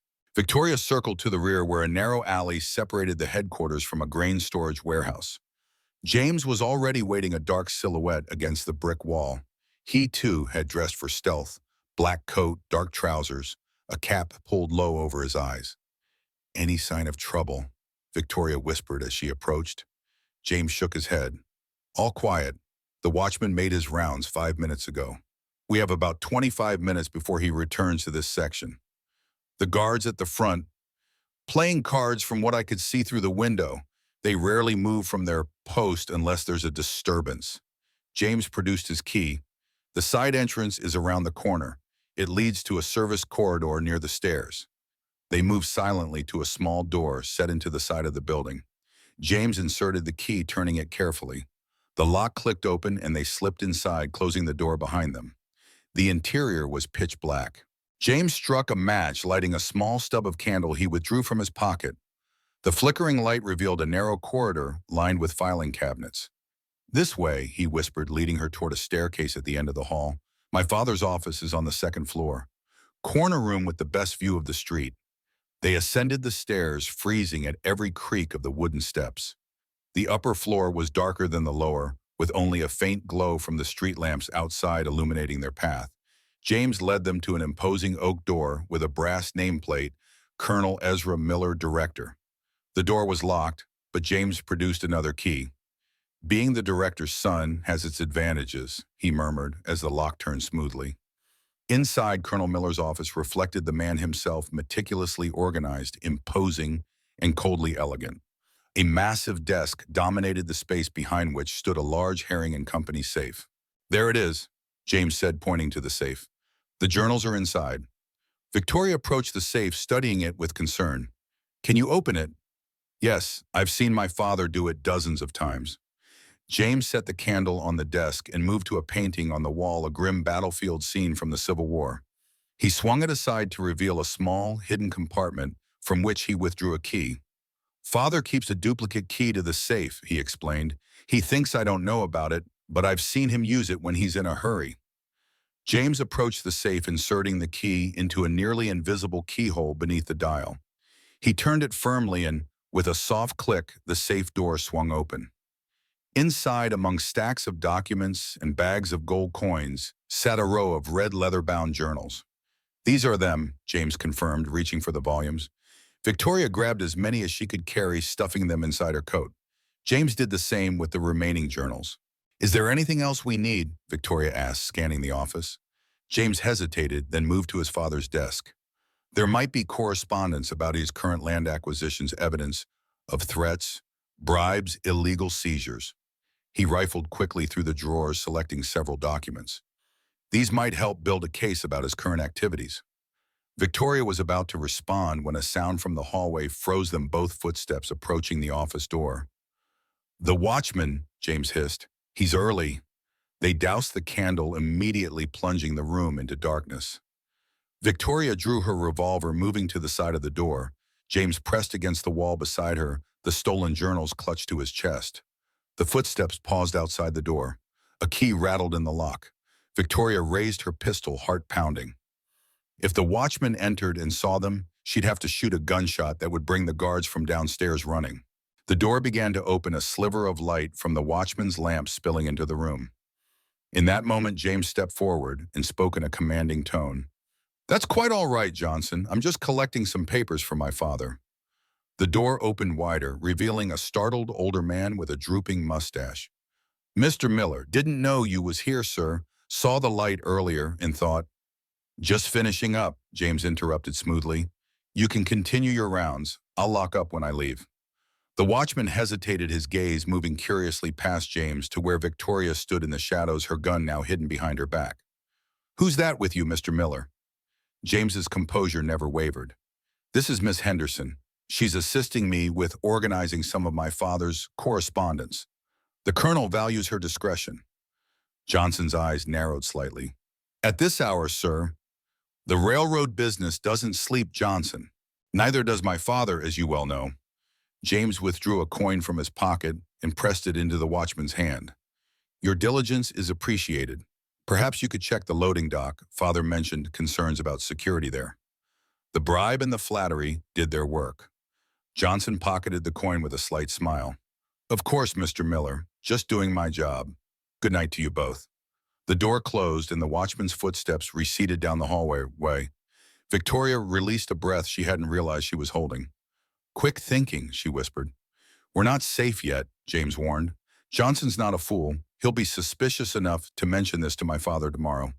He gathered the remaining documents. "We need to leave, now." They slipped out of the office, James locking the door behind them. Instead of returning the way they had come, he led Victoria down a different corridor. "The service stairs at the back," he explained softly. "Less chance of running into the guards." They descended swiftly, the stolen journals heavy against Victoria's ribs. At the bottom of the stairs, James paused, peering cautiously into the darkened hallway before motioning her forward. They were halfway to the rear exit when a door opened ahead of them, spilling lamplight into the corridor. A man's silhouette appeared, tall, imposing, unmistakable. Colonel Ezra Miller stood directly in their path. For a heartbeat, all three remained frozen in mutual shock. Then Miller's hand moved toward his coat, where undoubtedly a weapon waited. "Run!" James shouted, shoving Victoria toward a side corridor. A gunshot cracked through the silence, the bullet splintering the wall inches from Victoria's head. She ducked around the corner, drawing her own weapon as she ran. "James!" Miller's voice echoed through the building, a mixture of rage and disbelief. "Stop, boy!" Another shot rang out, followed by a cry of pain that turned Victoria's blood cold. She hesitated, looking back to see James staggering, clutching his shoulder as blood spread across his coat. "Go," he gasped, waving her forward. "Get out while you can." Victoria's instinct was to help him, but the journals against her chest reminded her of the stakes. If she was captured, everything they had fought for would be lost. "The copper mine," she said urgently. "I'll wait for you there." James nodded, pain etching lines around his mouth. "Go, now." Victoria turned and ran, hearing shouts and pounding footsteps as the guards responded to the gunfire. She found a window at the end of the corridor and forced it open, climbing through onto a low roof overlooking an alley. She jumped down, landing hard but keeping her feet, and sprinted into the darkness of the back streets. Behind her, more shots rang out, but none came close. The darkness and her knowledge of redemption's twisting alleys worked in her favor. She didn't stop running until she reached the edge of town where she had hidden her horse earlier that evening. The animal was nervous, sensing her tension, but allowed her to mount quickly. Victoria hesitated, looking back toward the railroad headquarters where lights now blazed from every window. The commotion had drawn attention. Figures were moving in the street. Residents awakened by the gunfire. What had happened to James? Had he escaped wounded as he was? Or had his father's men captured him? There was no way to know, and she couldn't risk returning to find out. The journals she carried were too important. They represented not just Thomas Henderson's redemption, but justice for countless victims of Miller's cruelty, the prisoners who had died in his experiments. Sarah Harrison forced to abandon her family, the miners and ranchers driven from their land. With a heavy heart, Victoria turned her horse toward the northern hills where the abandoned copper mine waited. She rode hard, the stolen journals bouncing against her chest, a constant reminder of what James Miller might have sacrificed to help her obtain them. The abandoned Cooper Hill mine had been shut down years ago when the vein played out, leaving behind a collection of weathered wooden structures and the dark mouth of the main shaft. Victoria approached, cautiously alert for any sign that Miller's men might have discovered the meeting place. All was quiet. She tied her horse in a stand of pine trees a short distance away and made her way to the mine office, a small cabin that had once housed the operations records and payroll. Inside, dust lay thick on the abandoned furniture. A desk, several chairs, shelves still holding ledgers from the mine's productive days. Victoria lit a small oil lamp she found on the desk, adjusting the wick to give just enough light to see. She removed the journals from inside her coat and laid them on the desk, 6 volumes in total, bound in red leather, their pages filled with Miller's neat, precise handwriting. Taking a deep breath, she opened the earliest volume. What she found turned her stomach. Clinical descriptions of procedures performed on prisoners, complete with diagrams and notes on how long subjects took to die from various wounds. Miller had recorded everything, names, dates, observations, with the dispassionate eye of a man viewing human suffering as merely scientific data. Victoria forced herself to continue reading, searching for entries that mentioned her father. In a later volume, she found what she was looking for. April 1863, new subject acquired, Union Sergeant Thomas Henderson, 42nd, Pennsylvania. Potentially useful as assistant due to basic field medical knowledge. Will test compliance level. The entries chronicled Miller's attempts to break Thomas's will, the escalating threats against his fellow prisoners, and finally Thomas's reluctant agreement to assist. But there were also repeated mentions of her father's disappointing reluctance and sabotage of valuable research. One entry in particular caught her eye. Henderson again administered excessive morphine to subject 12, claiming dosage error. Subject expired before procedure could be completed. Henderson's incompetence is becoming suspicious. Must consider termination once knowledge is extracted. Her father had been saving them, giving dying men merciful deaths instead of allowing Miller to torture them for his research. The journals provided irrefutable evidence not only of Miller's crimes, but of Thomas Henderson's quiet resistance. Victoria was so absorbed in her reading that she almost missed the sound of approaching hoofbeats. She extinguished the lamp, immediately drawing her revolver as she moved to the window. A lone rider was approaching, slumped forward in the saddle. Even in the moonlight, Victoria recognized James Miller. His right shoulder was dark with blood, and he swayed precariously as he guided his horse toward the mine office. Victoria hurried outside, catching him as he practically fell from the saddle. "You made it," she said, helping him toward the cabin. "Barely." James gasped, his face ashen with pain and blood loss. "My father's men are searching every inch of redemption. It won't be long before they extend the search to the surrounding area." Inside the cabin, Victoria relighted the lamp and helped James to a chair. His coat and shirt were soaked with blood from a bullet wound high on his right shoulder. "Let me see," she said gently, pulling away the torn fabric. The wound was a clean through and through, but he had lost a considerable amount of blood. "We need to stop the bleeding." "Did you find what we needed in the journals?" James asked, grimacing as Victoria tore strips from her petticoat to bandage his shoulder. "Yes, everything. My father's involvement, your father's experiments, all of it." She worked quickly, applying pressure to the wound. These journals are enough to send your father to prison for the rest of his life. James leaned back, his face pale in the lamplight. He shot me, Victoria, his own son, without hesitation. I'm sorry, she said softly, securing the makeshift bandage, but it proves what kind of man he truly is. As if I needed more proof. James's bitter laugh turned into a pained cough. He was shouting that I was a traitor, that I'd betrayed the family legacy, as if torture and murder were something to be proud of. Victoria placed a canteen of water to his lips. Drink, you've lost a lot of blood. As James sipped the water, Victoria considered their next move. We need to get these journals to safety, then contact the territorial marshal. With this evidence, she was interrupted by the distant sound of multiple horses approaching. They've found us, James said, struggling to rise. My father must have guessed where we'd go. Victoria moved to the window, peering out into the darkness. Torches were visible in the distance, moving steadily toward the mine. At least 6 riders, she reported grimly. Too many to fight.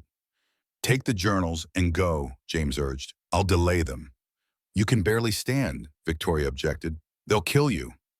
Not immediately. My father will want to know where the journals are first. James's face was set with determination. This is our only chance. You have to get those journals to someone who can act on them.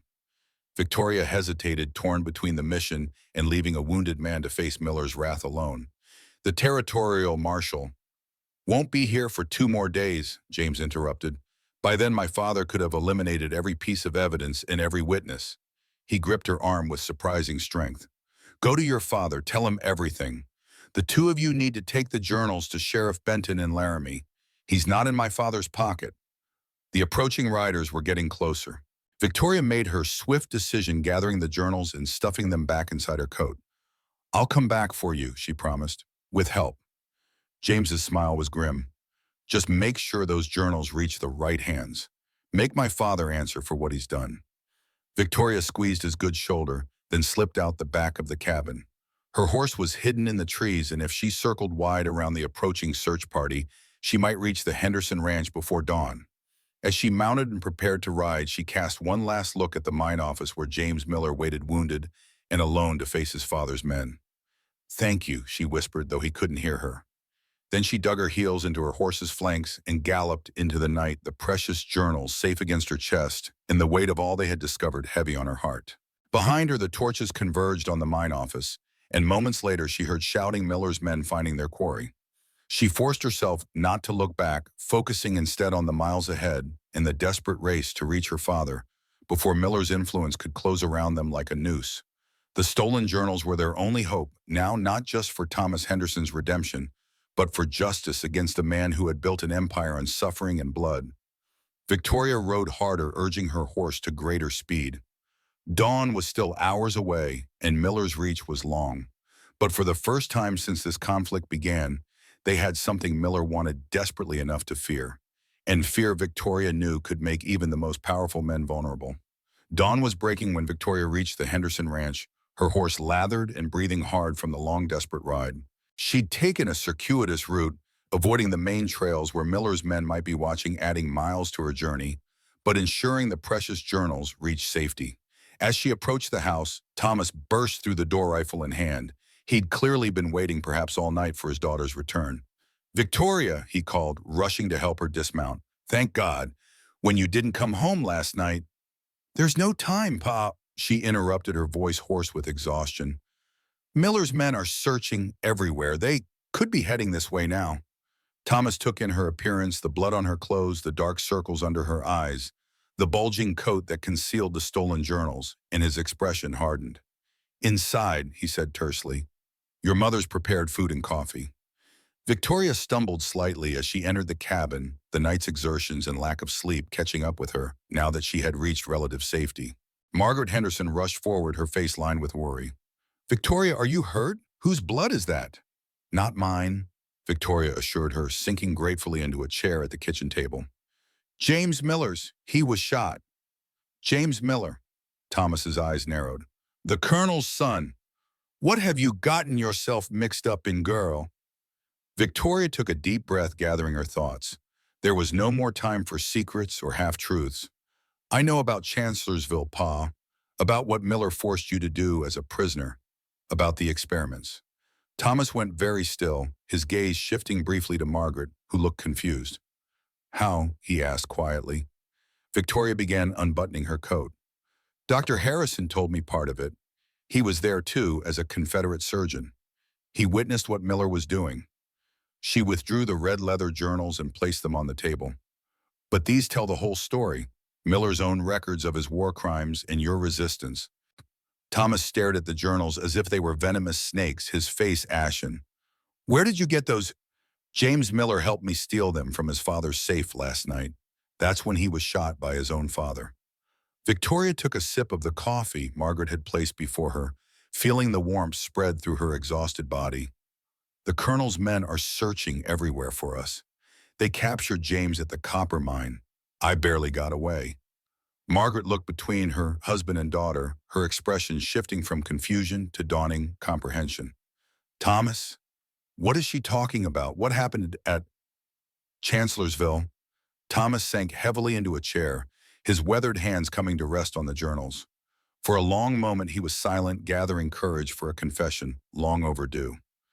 When I was captured, he began slowly, I was sent to a camp near Richmond. There was a doctor there, Ezra Miller, conducting research on prisoners. His voice grew hollow as the memories resurfaced. He was experimenting on dying men, Maggie, cutting them open to see how different wounds killed, how much blood loss was survivable, how infection spread. It wasn't medicine. It was torture. Margaret's hand flew to her mouth, her eyes widening in horror. Dear God. He forced me to assist him. Thomas continued, his eyes fixed on the table. Threatened to kill the rest of my unit if I refused. Said I had medical knowledge that made me valuable. His voice broke slightly. I kept records, took notes, but I also sabotaged his work when I could. Gave men extra morphine so they'd die quickly instead of suffering through his procedures. Victoria reached across the table, placing her hand over her father's. The journals confirm it, Pa. They show you were trying to save those men, not hurt them. Thomas looked up at his daughter, his eyes damp with unshed tears. I've carried this shame for years, Victoria. Afraid to tell anyone, even your mother. Afraid of being seen as a collaborator, a traitor.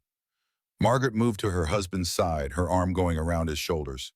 Thomas Henderson, in all our years together, have I ever given you reason to think I'd believe such a thing of you? Thomas covered her hand with his own. No, Maggie, but your brother died in a prison camp. How could I tell you I helped the man who might have been responsible for such places? By trusting me to know your heart, Margaret said firmly, as I always have. This quiet moment of reconciliation was broken by Victoria, who pushed herself to her feet, wincing at her stiff muscles. Miller's coming for these journals.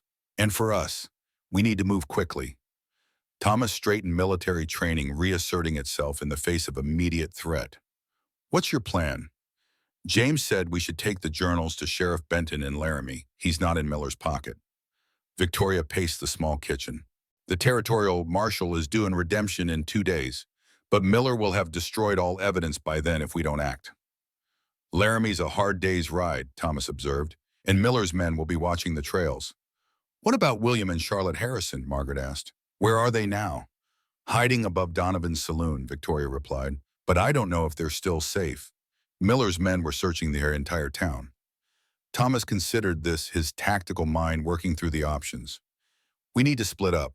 I'll take the journals to Laramie. You go back to Redemption, get the Harrisons, and meet me at the McCready place. The old trading post, Victoria clarified. Thomas nodded. It's abandoned now, but the building's sound. It's off the main trails, a good hiding place until the marshal arrives. Margaret began gathering supplies from the kitchen shelves. I'll pack food and medicines. Victoria, you should rest for an hour at least before riding again. Victoria wanted to argue, but exhaustion was making her thoughts sluggish. A brief rest would sharpen her wits for what lay ahead. Wake me in an hour, no more. And Pa, be careful with those journals. They're our only proof against Miller. Thomas nodded grimly, already examining the red leather volumes. I'll guard them with my life, girl. Now rest. You'll need your strength. Victoria retreated to her small bedroom, pausing only to remove her boots before collapsing onto the bed. Despite her racing thoughts and concerns for James, William, and Charlotte, Exhaustion claimed her almost immediately. It seemed only moments later that Margaret was gently shaking her awake. "Victoria, it's time." Victoria sat up disoriented. Sunlight streamed through her window much stronger than it should have been after just an hour. "What time is it?" "Nearly noon," Margaret admitted. "You needed the sleep." Then noon, Victoria leapt from the bed, grabbing for her boots. "I told you to wake me after an hour." "Your father insisted," Margaret said calmly. "He wanted you rested before you rode back into danger." "Has he gone already with the journals?" Margaret nodded. "Left at first light, taking the northern route to avoid the main trails. He knows what he's doing, Victoria. Thomas Henderson didn't survive Chancellorsville and 15 years on the frontier by being careless."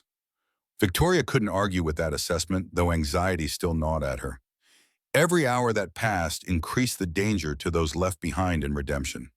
She splashed water on her face from the basin, changed into fresh clothes, and strapped on her gun belt. Margaret had packed saddlebags with food, medical supplies, and extra ammunition. "I've included laudanum for Dr. Harrison," she told Victoria, "and clean bandages. The man will need proper care after what Miller's thugs did to him." Victoria embraced her mother tightly. "Be careful while we're gone. Miller might send men here looking for the journals." "I can handle myself," Margaret replied, patting the pocket of her apron where Victoria knew she kept a small derringer. "But I won't be here. I'm going to the Wilkerson place. Safety in numbers." The Wilkersons were their nearest neighbors, a family with 4 strapping sons who had all served in the Union Army. They would protect Margaret if Miller's men came calling. Victoria mounted her horse, a fresh mount from their small stable, her own horse still recovering from the night's hard ride. "I'll get the Harrisons and meet Pa at the McCready place by nightfall." Margaret squeezed her daughter's hand. "God go with you, Victoria. And remember, your father survived his darkest hour. We'll survive this one, too." With those words of reassurance echoing in her mind, Victoria rode toward redemption, her heart heavy with concern for those she'd left behind. Redemption was unnaturally quiet as Victoria approached. Usually the small town buzzed with activity, miners coming and going, wagons delivering supplies, ranch hands looking for entertainment. Today the streets were nearly deserted, with only a few nervous-looking residents hurrying about their business. Victoria left her horse at the livery stable on the edge of town, preferring to move on foot where she could use alleys and back streets to remain unobserved. The livery boy, a freckle-faced youth of about 14, took her reins with wide eyes. "You shouldn't be here, Miss Henderson," he whispered. "Miller's men are looking everywhere for you, offering $50 to anyone who reports seeing you." "I need to find someone," Victoria replied, pressing a coin into the boy's hand. "Have you seen any of Miller's men near Donovan's saloon?" The boy nodded vigorously. "They've been watching it since dawn. The colonel himself was there earlier talking to Mr. Donovan." Victoria's stomach tightened with dread. Had Miller discovered the Harrisons' hiding place? Was Donovan being threatened or worse? "What about Dr. Harrison and his daughter? Have you seen them?" The boy glanced around nervously before leaning closer. "They're not at Donovan's anymore. Mr. Donovan got them out the back way before Miller's men searched the place. Heard they're hiding at the church now. Reverend Abernathy's got a cellar where he keeps the communion wine." Relief washed through Victoria. Reverend Abernathy was no friend of Miller's. The colonel's land acquisitions had forced several of his parishioners off their homesteads. "How many of Miller's men are in town?" "At least a dozen," the boy reported, "all armed, and they've got James Miller locked up at the railroad office. Heard he was shot trying to escape. So James was alive at least." Victoria pressed another coin into the boy's hand. "If anyone asks, you haven't seen me." "Yes, ma'am," the boy agreed, pocketing the money. "Be careful, Miss Henderson. They're saying terrible things about you and Dr. Harrison, that you're trying to blackmail the colonel, that Harrison went crazy and burned down his own place." "That's not what happened," Victoria said firmly. "I know it," the boy assured her. "My pa says the colonel's a snake in fancy boots, always has been." With a grateful nod to her young ally, Victoria slipped away, keeping to the shadows as she made her way toward the small white church at the edge of town. She circled wide around the main street, using the cover of stables and storage sheds to avoid being seen. The church stood apart from the other buildings, surrounded by a small cemetery where Redemption's dead rested beneath simple wooden crosses. Victoria approached from the rear where a modest parsonage adjoined the church building. She tapped softly on the back door, 3 quick knocks, followed by 2 slower ones, a pattern that had been used by Union sympathizers during the war. After a moment, the door opened a crack, revealing the lined face of Reverend Abernathy, a thin man in his 60s with kind eyes and a perpetually worried expression. "Miss Henderson," he whispered, opening the door just wide enough for her to slip inside. "Thank the Lord. We've been praying for your safe return." The parsonage was a humble 2-room structure, sparsely furnished, but meticulously clean. Charlotte Harrison rose from a chair by the stove, rushing to embrace Victoria. "You're alive. When we heard about the shooting at the railroad office, we feared the worst." "I'm fine," Victoria assured her. "Where's your father?" "Resting," Charlotte replied, gesturing toward a curtained alcove where a narrow bed was just visible. "His injuries are worse than he let on. Reverend Abernathy sent for the doctor, but he hasn't come yet." Victoria moved to the alcove, drawing back the curtain. William Harrison lay on the bed, his face even more bruised than when she'd left him, his breathing shallow and labored. When she touched his forehead, his skin burned with fever. "How long has he been like this?" she asked, turning to Charlotte. "Since early this morning. He insisted on helping us escape from Donovan's when Miller's men came, but the effort was too much." Charlotte's young face was drawn with worry. "He's been delirious, talking about the war, about my mother." Victoria opened her saddlebags, withdrawing the laudanum and bandages Margaret had packed. "Help me change these dressings. He may have broken ribs that punctured something inside." As they tended to William's injuries, Reverend Abernathy kept watch at the window. "Miller's men have been all over town," he reported, "searching every building, questioning everyone. They came here earlier, but I convinced them I was alone. They didn't check the cellar." "We need to get Dr. Harrison out of town," Victoria said, finishing the fresh bandage around William's chest. "Miller won't stop looking until he finds him." "In his condition," Charlotte protested, "moving him could kill him." "Staying here will kill him for certain," Victoria replied grimly. "Once Miller realizes where you're hiding, he'll burn this church to the ground, just like he did your cabin." Reverend Abernathy turned from the window, his expression troubled. "She's right, Miss Harrison.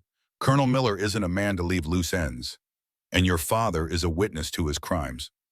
Charlotte looked between them, then down at her father's pain-etched face. "Where would we go? We have nothing left. No home, no money." "My father has taken Miller's journals to the sheriff in Laramie," Victoria explained. "Evidence of his war crimes and current corrupt practices. The territorial marshal is due in 2 days. We just need to stay alive and free until then." "The McCready Trading Post," Reverend Abernathy suggested. "It's been abandoned for years, but the building is sound, and it's far enough from the main trails that Miller's men might not think to look there." Victoria nodded. "That's our plan. My father will meet us there." She turned to Charlotte. "We'll need a wagon for your father. He can't ride in his condition." "Miller's men are watching the livery stable," the Reverend warned. "They'll see you if you try to take a wagon." "We'll wait until dark," Victoria decided. "Can you arrange for a wagon to be brought to the back of the church after sundown? Something that won't be missed immediately." Reverend Abernathy considered this. "Whitaker at the general store has a small delivery wagon. His son Seth is a good boy. He'd help us if I asked." "Do it," Victoria said, "and bring whatever medical supplies the doctor can spare. We need to get Dr. Harrison's fever down before we move him." As the Reverend slipped out to make the arrangements, Victoria turned to Charlotte. "While we wait, tell me everything that happened after I left Donovan's last night." Charlotte sat beside her father's bed, taking his hand in hers. "We were asleep when Mr. Donovan burst in, saying Miller's men were coming. He helped us down the back stairs and through a storage cellar that opens onto the alley behind the saloon. Reverend Abernathy was waiting with a cart covered in hay. He brought us here and hid us in the church cellar." "Did Donovan say how Miller knew to search his place?" Charlotte shook her head. "But there was a commotion earlier, gunshots at the railroad office. Everyone in town heard it. Mr. Donovan said James Miller had been shot trying to escape." "Not trying to escape," Victoria corrected. "His father shot him when we were stealing the journals. James stayed behind at the copper mine to give me time to get away with the evidence." Charlotte's eyes widened. "His own father shot him." "Colonel Miller isn't a father in any way that matters," Victoria said bitterly. "He's a monster who happens to have a son. What will happen to James now?" "I don't know." Victoria moved to the window, carefully peering out from the edge of the curtain. The street remained quiet, but she could see two of Miller's men lounging on the porch of the general store, across the way, rifles visible across their laps. But if we don't get those journals, to the Marshal, James's sacrifice will have been for nothing. As the afternoon wore on, William's condition worsened. His fever rose despite their efforts to cool him with damp cloths, and his breathing became more labored. Victoria administered a small dose of laudanum to ease his pain, but it was clear he needed a doctor's care they couldn't risk seeking in redemption. Reverend Abernathy returned as dusk was falling, slipping in through the back door with a small leather medical bag. "Dr. Whitmore sent these," he whispered, handing the bag to Victoria. "He can't come himself. Miller's men are watching him too closely, but he wrote instructions." Victoria opened the bag, finding bandages, antiseptic powder, a bottle of quinine, and several other medications along with a folded note. She read the doctor's instructions quickly. "He thinks it might be pneumonia developing in the lungs from the broken ribs. The quinine should help with the fever." She measured out the prescribed dose, lifting William's head to help him swallow the bitter medicine. "What about the wagon?" "Seth Whitaker will bring it around midnight," the Reverend replied. "His father is hosting a poker game that should keep Miller's men distracted at the saloon." Victoria nodded. "Good. We'll need blankets, food, water, anything you can spare." "Already prepared." Reverend Abernathy gestured to a bundle by the door. "I've included a map to the McCready place, though it's fairly simple to find if you know the country." Charlotte, who had been silent, suddenly spoke up. "I want to see James before we go." Victoria turned to her in surprise. "That's impossible. He's being held at the railroad office under guard." "I don't care," Charlotte insisted, a new determination in her voice. "He helped us. He was shot because of us. I need to know if he's all right." "It's too dangerous," Victoria argued. "If Miller's men catch you, they're looking for you and my father." Charlotte interrupted. "No one's paying attention to me. I can move around town without drawing notice." She straightened her shoulders, looking suddenly older than her 18 years. "I'm going, Victoria. Either help me figure out a safe way or I'll do it on my own." Victoria recognized the stubborn set of Charlotte's jaw, the same expression she'd seen on Sarah Harrison's face in the daguerreotype that had stood on the mantel of their now-destroyed cabin. William's daughter had inherited her mother's determination along with her blonde hair and blue eyes. "All right," Victoria conceded reluctantly, "but you'll need a reason to be near the railroad office, something that won't arouse suspicion." Reverend Abernathy cleared his throat. "Miller's housekeeper attends our church. She mentioned that the colonel's cook quit yesterday, refused to prepare meals for that devil any longer," she said. "They've been bringing food from the hotel for Miller and his son." Charlotte's eyes lit up. "I could bring dinner from the hotel kitchen. Say I'm working there now that my home is gone." It was risky, but it might work. Most of Miller's men wouldn't recognize Charlotte on sight, and those who did would have no reason to prevent her from delivering food to the prisoners. "Be careful," Victoria warned. "Don't ask questions, don't linger. Just see if James is alive and what condition he's in. Then come straight back here." Charlotte nodded solemnly. "I will." Reverend Abernathy offered to accompany her to the hotel and help arrange the ruse. As they prepared to leave, Victoria caught Charlotte's arm. "Your father would be proud of your courage," she said softly. "But he'd also want you to be cautious. Miller is dangerous. If anything seems wrong, anything at all, turn around and come back immediately." "I understand," Charlotte replied. "I've spent my life watching my father drown his courage in a bottle. I won't waste mine, but I won't hide it either." As Charlotte and the Reverend slipped out into the gathering darkness, Victoria returned to William's bedside. The quinine seemed to be having some effect. His breathing was slightly easier, though his fever still burned hot. "Your daughter has your stubbornness, Dr. Harrison," she murmured, placing a fresh, cool cloth on his forehead, "and her mother's spirit. You should be very proud." William stirred slightly at the sound of her voice, his cracked lips moving in what might have been a smile before he subsided back into fevered sleep. Victoria moved to the window, watching the street where Miller's men maintained their vigilant patrol. So much depended on the next few hours getting William safely out of town, meeting Thomas at the McCready place, keeping the journals secure until the marshal arrived. And what of James Miller? If he was still alive, he was suffering for his choice to stand against his father. The thought of him wounded and alone at the mercy of the man who had shot him without hesitation made Victoria's chest tight with an emotion she wasn't ready to examine too closely. Night fell over Redemption, the town's few street lamps, casting pools of yellow light along the main street. In the saloons, pianos played and men laughed, seemingly oblivious to the life-and-death drama unfolding around them. But beneath the facade of normalcy, tension coiled like a rattlesnake ready to strike. Colonel Ezra Miller was not a man to accept defeat. The journals Victoria had stolen contained evidence that could destroy him, his carefully constructed empire, his respectable facade, his freedom.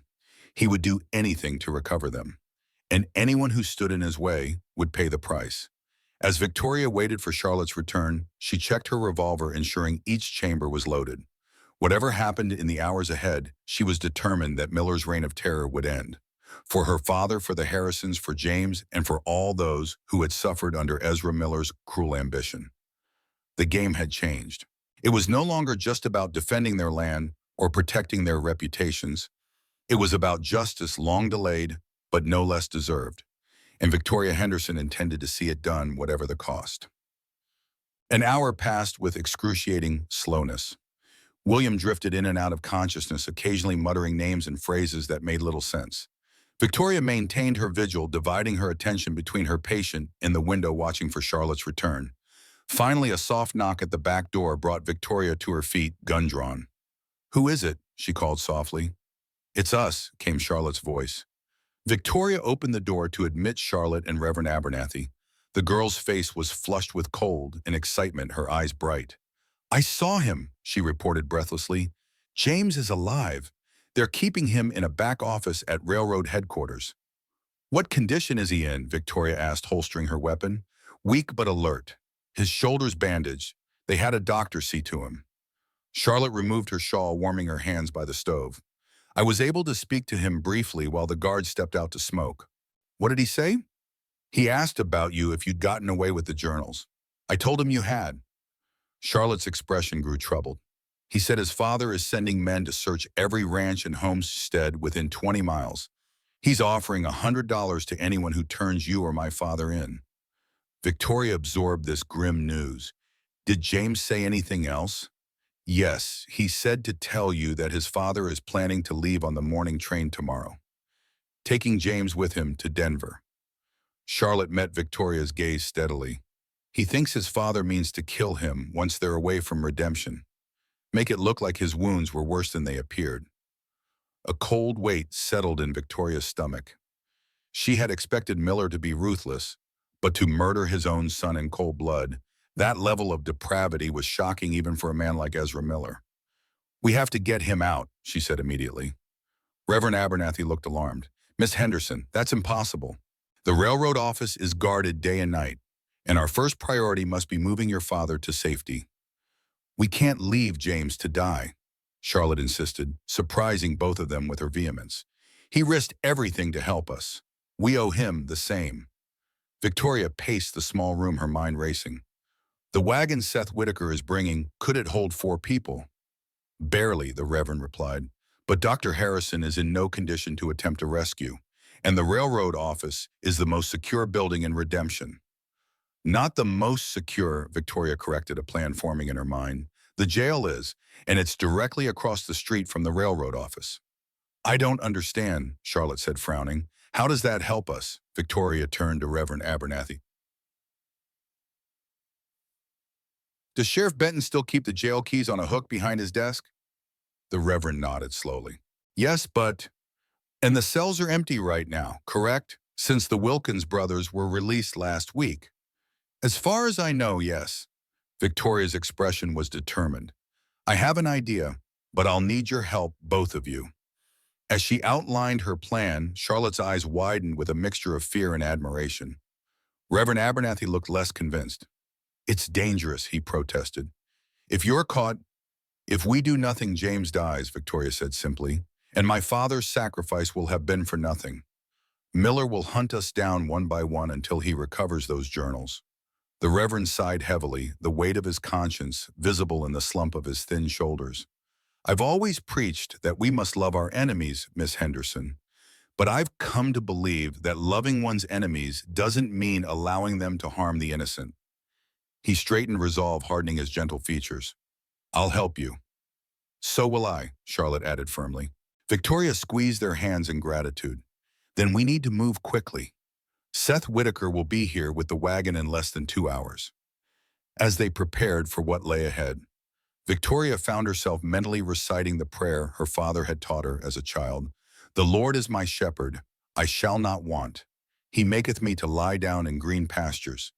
He leadeth me beside the still waters. He restoreth my soul. She had never been particularly religious, but in this moment facing dangers on all sides, the familiar words brought a measure of comfort. Whatever happened in the hours ahead, she was not walking through this valley of the shadow alone.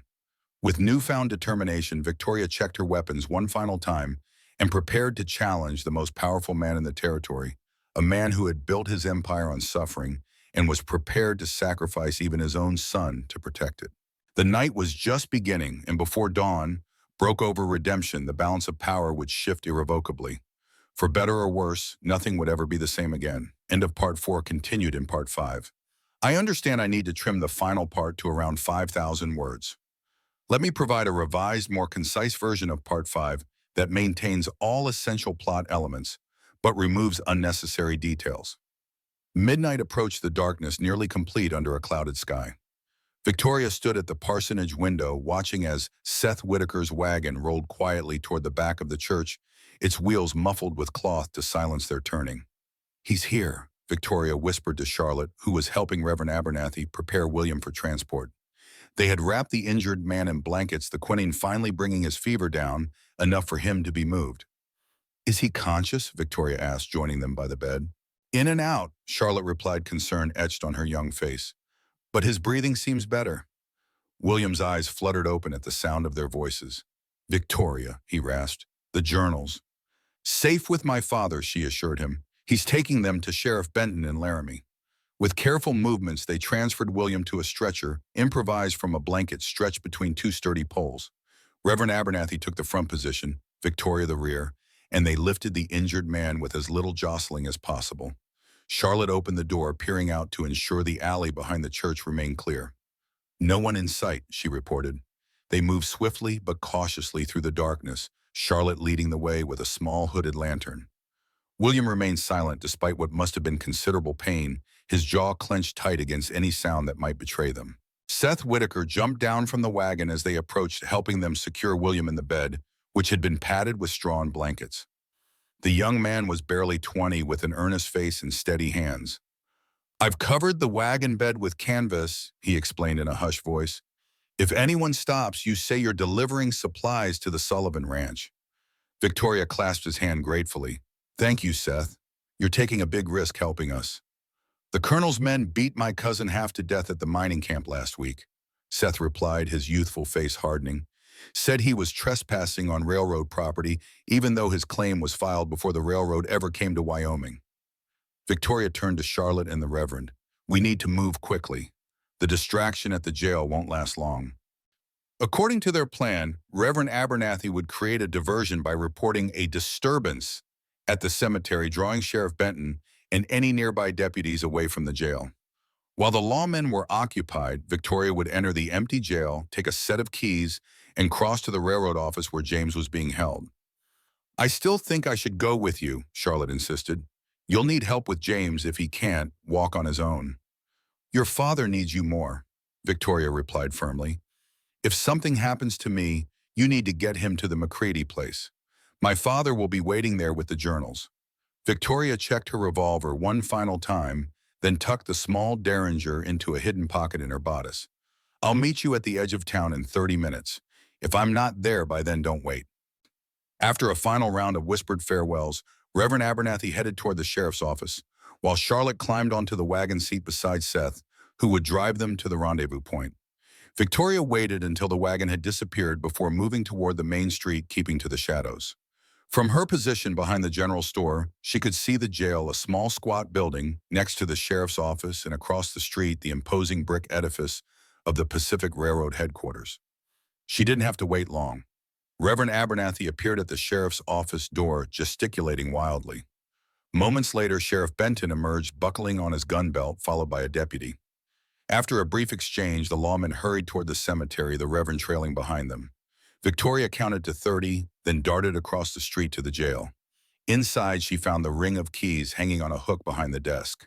She was about to leave when a wanted poster caught her eye. Her own face stared back at her beneath bold letters, Wanted Victoria Henderson, Theft and Conspiracy.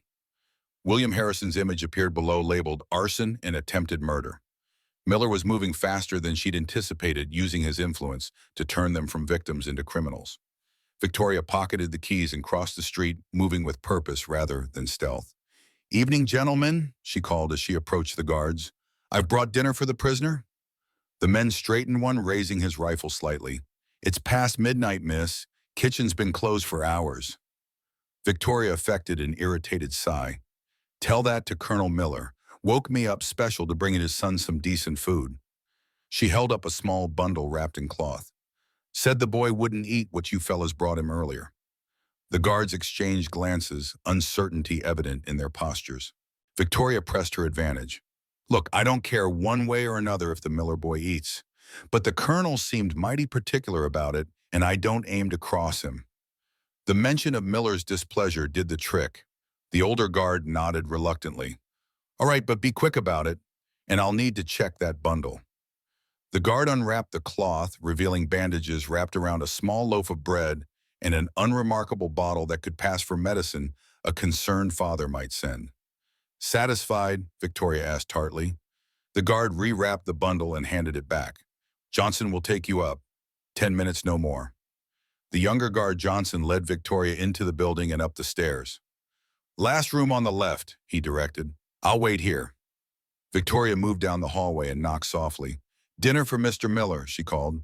"Come in," responded a voice that was definitely not James's deep or older, with the cultured accent of an educated Easterner.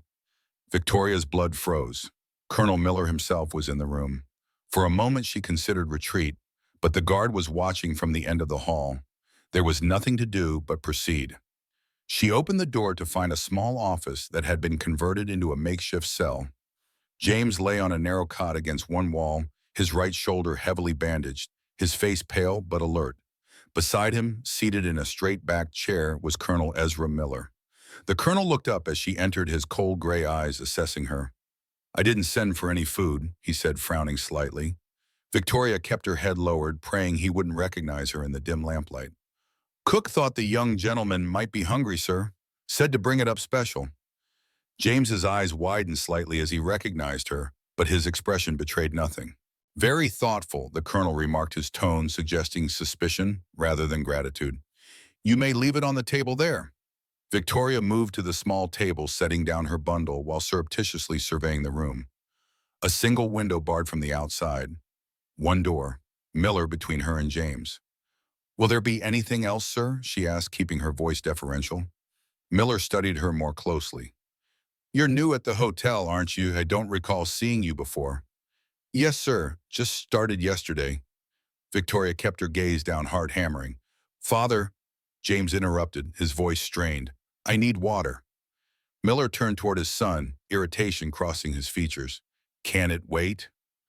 "We were discussing your poor choices, as I recall." That moment of distraction was all Victoria needed.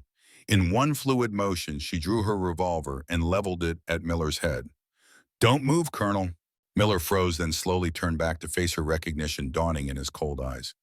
"Miss Henderson, how enterprising of you." "Stand up slowly." Victoria kept the gun steady. "James, can you walk?" "I think so," James replied, struggling to sit up. The effort clearly pained him, but determination set his jaw as he swung his legs over the edge of the cot. Miller's lips curved in a thin smile that never reached his eyes. "This is foolish, Miss Henderson. My men are everywhere. You won't make it out of town." "We'll take our chances," Victoria replied coolly. "Now put your hands behind your back." To her surprise, Miller complied without argument. That compliance made Victoria even more wary. She withdrew a length of rope from her pocket, approaching carefully to bind Miller's wrists. "James, the door," she directed. James moved unsteadily to the door, peering out into the hallway. "Guards still at the end of the corridor." Victoria finished securing Miller's hands, then pressed the barrel of her revolver against his back.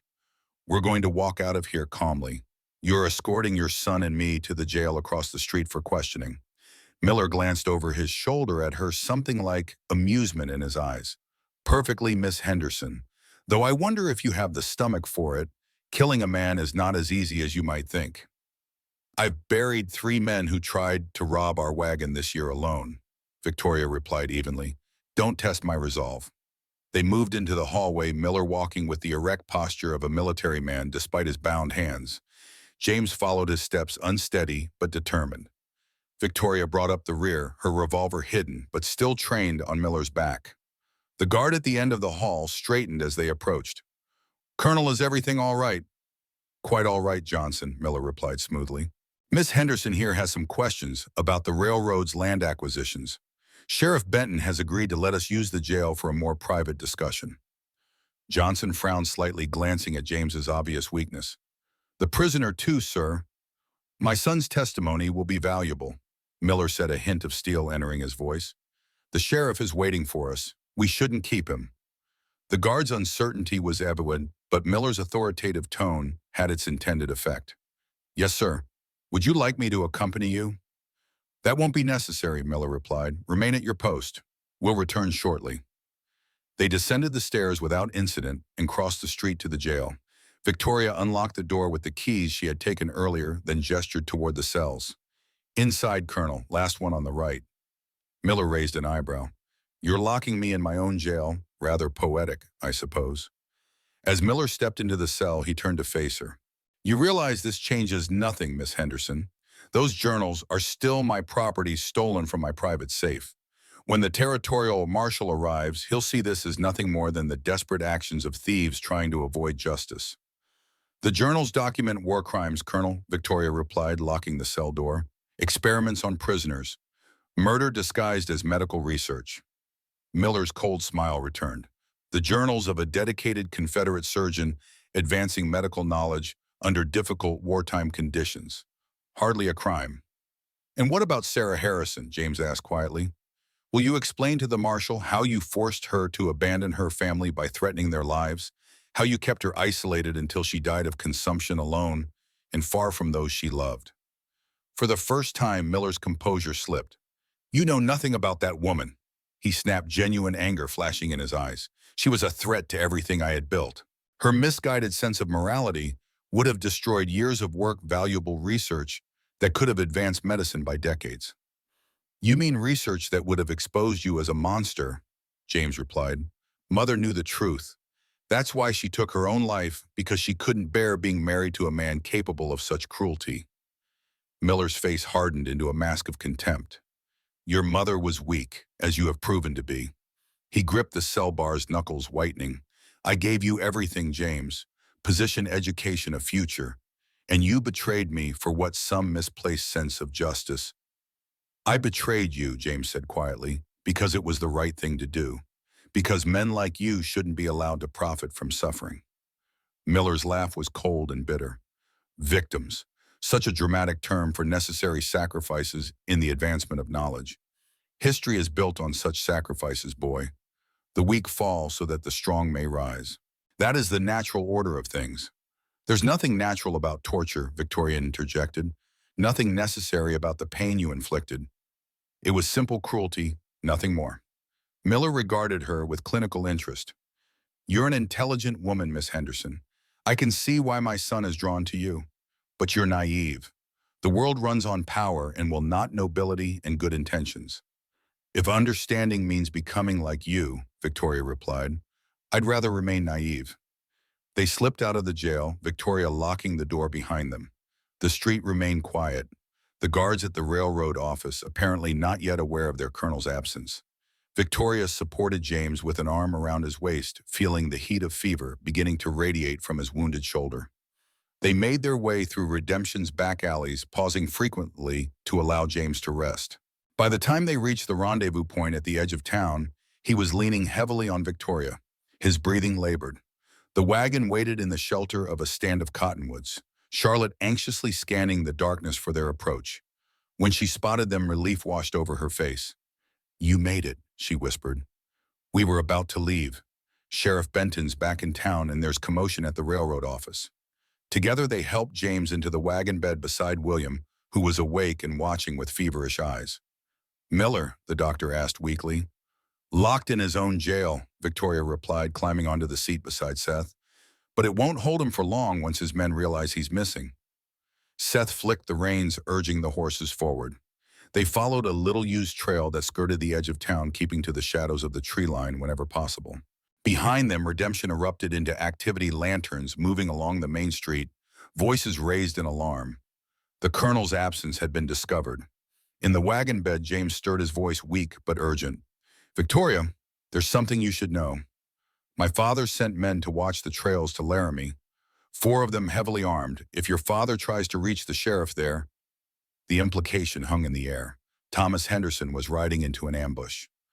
We need to warn him, Victoria said, her mind racing through options. The McCready place is on the way to Laramie. If we can get there first, intercept him. He could have already passed it, Charlotte pointed out. Victoria made a swift decision. Seth is there, a faster route, something that might let us catch up to my father before he reaches Miller's men. Seth considered this. There's Buffalo Pass. It's treacherous. Narrow trail, steep drops, but it cuts near 15 miles off the journey. Most folks avoid it, especially at night. But it would get us to Laramie faster than the main trail. If we don't break a wheel or an axle, yes. Seth glanced back at their injured passengers. But it'll be a rough ride. Not sure Dr. Harrison or Mr. Miller could survive it in their condition. We'll continue to the McCready place, she decided finally. It's defensible and closer than Laramie. We'll rest the horses, tend to the wounded, and I'll ride ahead alone at first light. The McCready trading post stood in a small clearing surrounded by pine trees, its weathered log walls and sagging porch a testament to years of abandonment. They reached it just as false dawn was lightening the eastern sky. Pa's not here yet, Victoria said, jumping down from the wagon seat. Seth helped me get the wounded inside. Charlotte, check the perimeter. The interior of the trading post was musty but intact, a large main room with a stone fireplace, a smaller back room, and a root cellar accessed through a trapdoor in the floor. With Seth's help, Victoria transferred William and James to the back room, where old buffalo robes provided some cushioning. Both men were feverish now, their wounds showing signs of infection, despite Charlotte's careful tending. As Seth departed to gather water and firewood, Charlotte returned from her reconnaissance. No sign of anyone else, she reported, but there are fresh hoof prints on the trail leading west. Multiple horses heading toward Laramie. My father, Victoria surmised. He's already passed this way. Or Miller's men, Charlotte said quietly, setting up their ambush. Victoria moved to the window, staring westward. I need to go after him. Now before it's too late. She was interrupted by a sound from outside, hoofbeats approaching rapidly from the east, the direction of Redemption. Victoria drew her revolver, moving swiftly to the door. Get inside with the others, she ordered Charlotte, and find Seth. Tell him to bring his rifle. Victoria positioned herself at the corner of the building, using its bulk as cover, while maintaining a clear view of the approaching rider. As the figure emerged from the tree line, Victoria's finger tightened on the trigger. Then relief washed through her as she recognized the rider, Reverend Abernathy. Reverend, she called, stepping into view with her weapon lowered. The old man reined in his lathered horse, nearly falling from the saddle in his haste to dismount. Miss Henderson, thank God I found you. What's happened? Victoria asked. Is Miller free? No, though not for lack of trying on his men's part, the Reverend replied. But it's the Marshal, Miss Henderson. He's arrived early, reached Redemption just after you left. One of Miller's men informed him of the situation, their version of it, naturally. Victoria's stomach tightened with dread. So even if Pa reaches Laramie safely, the sheriff there may not help him. The Marshal could dismiss the journals as fabrications. That's not all, the Reverend continued. Before I left town, I overheard 2 of Miller's men talking. They mentioned something about taking care of the Henderson problem once and for all. I believe they've sent men here not just to intercept your father on the Laramie Road. Before Victoria could respond, Seth appeared from around the building, rifle in hand, Charlotte close behind him. Riders coming, the young man reported tersely. From the west, at least 3 of them. From the west, Victoria repeated, confusion momentarily overriding fear. That would be from the direction of Laramie, not Redemption. A wild hope flared in her chest. It could be Pa. He might have realized the danger and doubled back. Victoria made a swift decision. Everyone inside. Seth, take position at the west window. Reverend the east. Charlotte, get the wounded men into the root cellar. It's the safest place if shooting starts. Victoria remained on the porch watching the western trail. The approaching riders were moving more cautiously now, clearly having spotted the wagon and horses at the trading post. She raised her rifle, bracing it against a porch post for stability. 3 riders, as Seth had reported. The lead figure was tall and broad-shouldered, riding with the straight-back posture of a soldier. Victoria's finger hesitated on the trigger. There was something familiar about that rider, something in the way he sat his horse. "Pa," she whispered, scarcely daring to hope. The lead rider raised his hand, signaling his companions to halt at the edge of the clearing. Then he nudged his horse forward alone, his other hand held high to show he carried no weapon. As he emerged from the shadows of the pines, the rising sun illuminated his features. Thomas Henderson, trail-worn, but very much alive. Victoria lowered her rifle, joy and relief flooding through her. "It's Pa," she called over her shoulder, "and he's brought help." She ran to meet him as he dismounted, throwing herself into his arms. Thomas held her tight, his weathered face creased with equal relief. "I thought you might be Miller's men," Victoria said.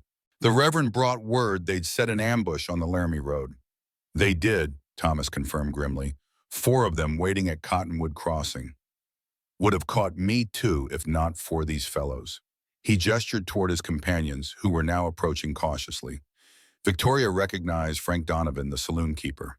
The 3rd rider was a stranger to her, a tall, distinguished man with the bearing of authority and a silver star pinned to his vest. "Marshal Davis," the man introduced himself, touching the brim of his hat. "Territorial Marshal. Your father has been telling me quite a story, Miss Henderson, about Colonel Miller war crimes and stolen journals." Victoria tensed, uncertain whether this lawman was ally or enemy. "It's all true, Marshal, every word of it."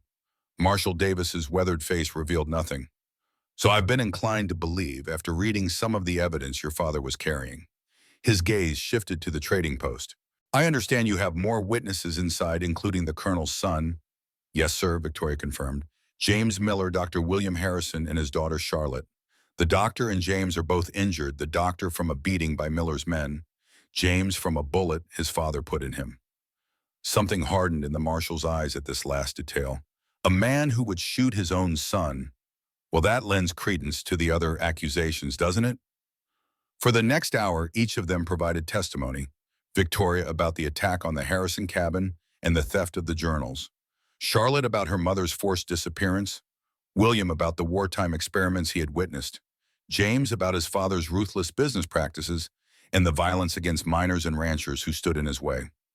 Throughout it all, Marshal Davis listened attentively, occasionally making notes in a small leather book. When they had finished, he closed the book with a decisive snap. "I've heard enough," he announced. "Colonel Miller will be transported to Denver to stand trial for war crimes once a federal prosecutor arrives. In the meantime, he'll remain in custody along with those of his men who participated in these illegal activities." Relief washed through Victoria, so profound it made her knees weak. After everything they had endured, justice would finally be served. "What about our land?" Thomas asked. "The railroad's claims." "All land acquisitions made under Miller's direction will be reviewed for legality," the marshal assured him. "Those who were forced to sell or sign over property rights under duress will have their land returned." He turned to James, his expression softening slightly. "As for you, Mr. Miller, your testimony against your father is crucial, but some might question your own involvement in the railroad's activities." James met his gaze steadily. "I accept whatever consequences come, Marshal. I turned a blind eye for too long, made excuses for inexcusable actions. If I must pay a price for that, so be it." "A man willing to face justice rather than evade it," Marshal Davis observed. "That speaks to character, Mr. Miller." The marshal turned to Thomas. "Henderson, I'm appointing you as interim sheriff of redemption until proper elections can be held." Thomas looked startled. "Marshal, I'm a rancher, not a lawman, son. You're a veteran who's demonstrated integrity under pressure, Henderson. The kind of man this town needs while it recovers from Miller's influence." The marshal's tone made it clear the matter wasn't open for debate. "Consider it your civic duty." As plans were made for the return to redemption, Victoria found herself standing apart watching the sunrise through the dusty window of the trading post. James approached, moving carefully to protect his injured shoulder. A penny for your thoughts, Miss Henderson. Victoria smiled slightly. I was thinking about justice. How long it can take, but how it finds its way eventually. If people of courage help it along, James added softly. Their eyes met, and in that moment of shared understanding, Victoria felt something shift between them, a possibility that had seemed impossible just days before. What will you do now? She asked. After all this is over, James looked thoughtful. Help rebuild what my father destroyed if I can. The railroad will eventually continue, but under new management and with proper oversight. Perhaps I can ensure fair dealings with landowners, a more equitable approach. Redemption, Victoria murmured. It seems the town might finally live up to its name. Outside, horses were being readied for the journey back to redemption. Marshal Davis was issuing instructions, Thomas at his side already assuming the mantle of his new responsibilities.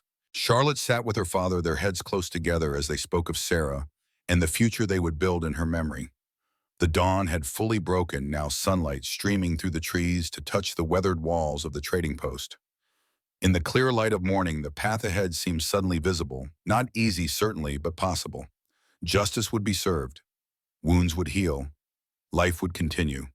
And in this harsh but beautiful land, where law was finally triumphing over lawlessness, Victoria Henderson stood ready to face whatever came next with courage, with hope, and with the knowledge that some battles were worth every sacrifice they demanded.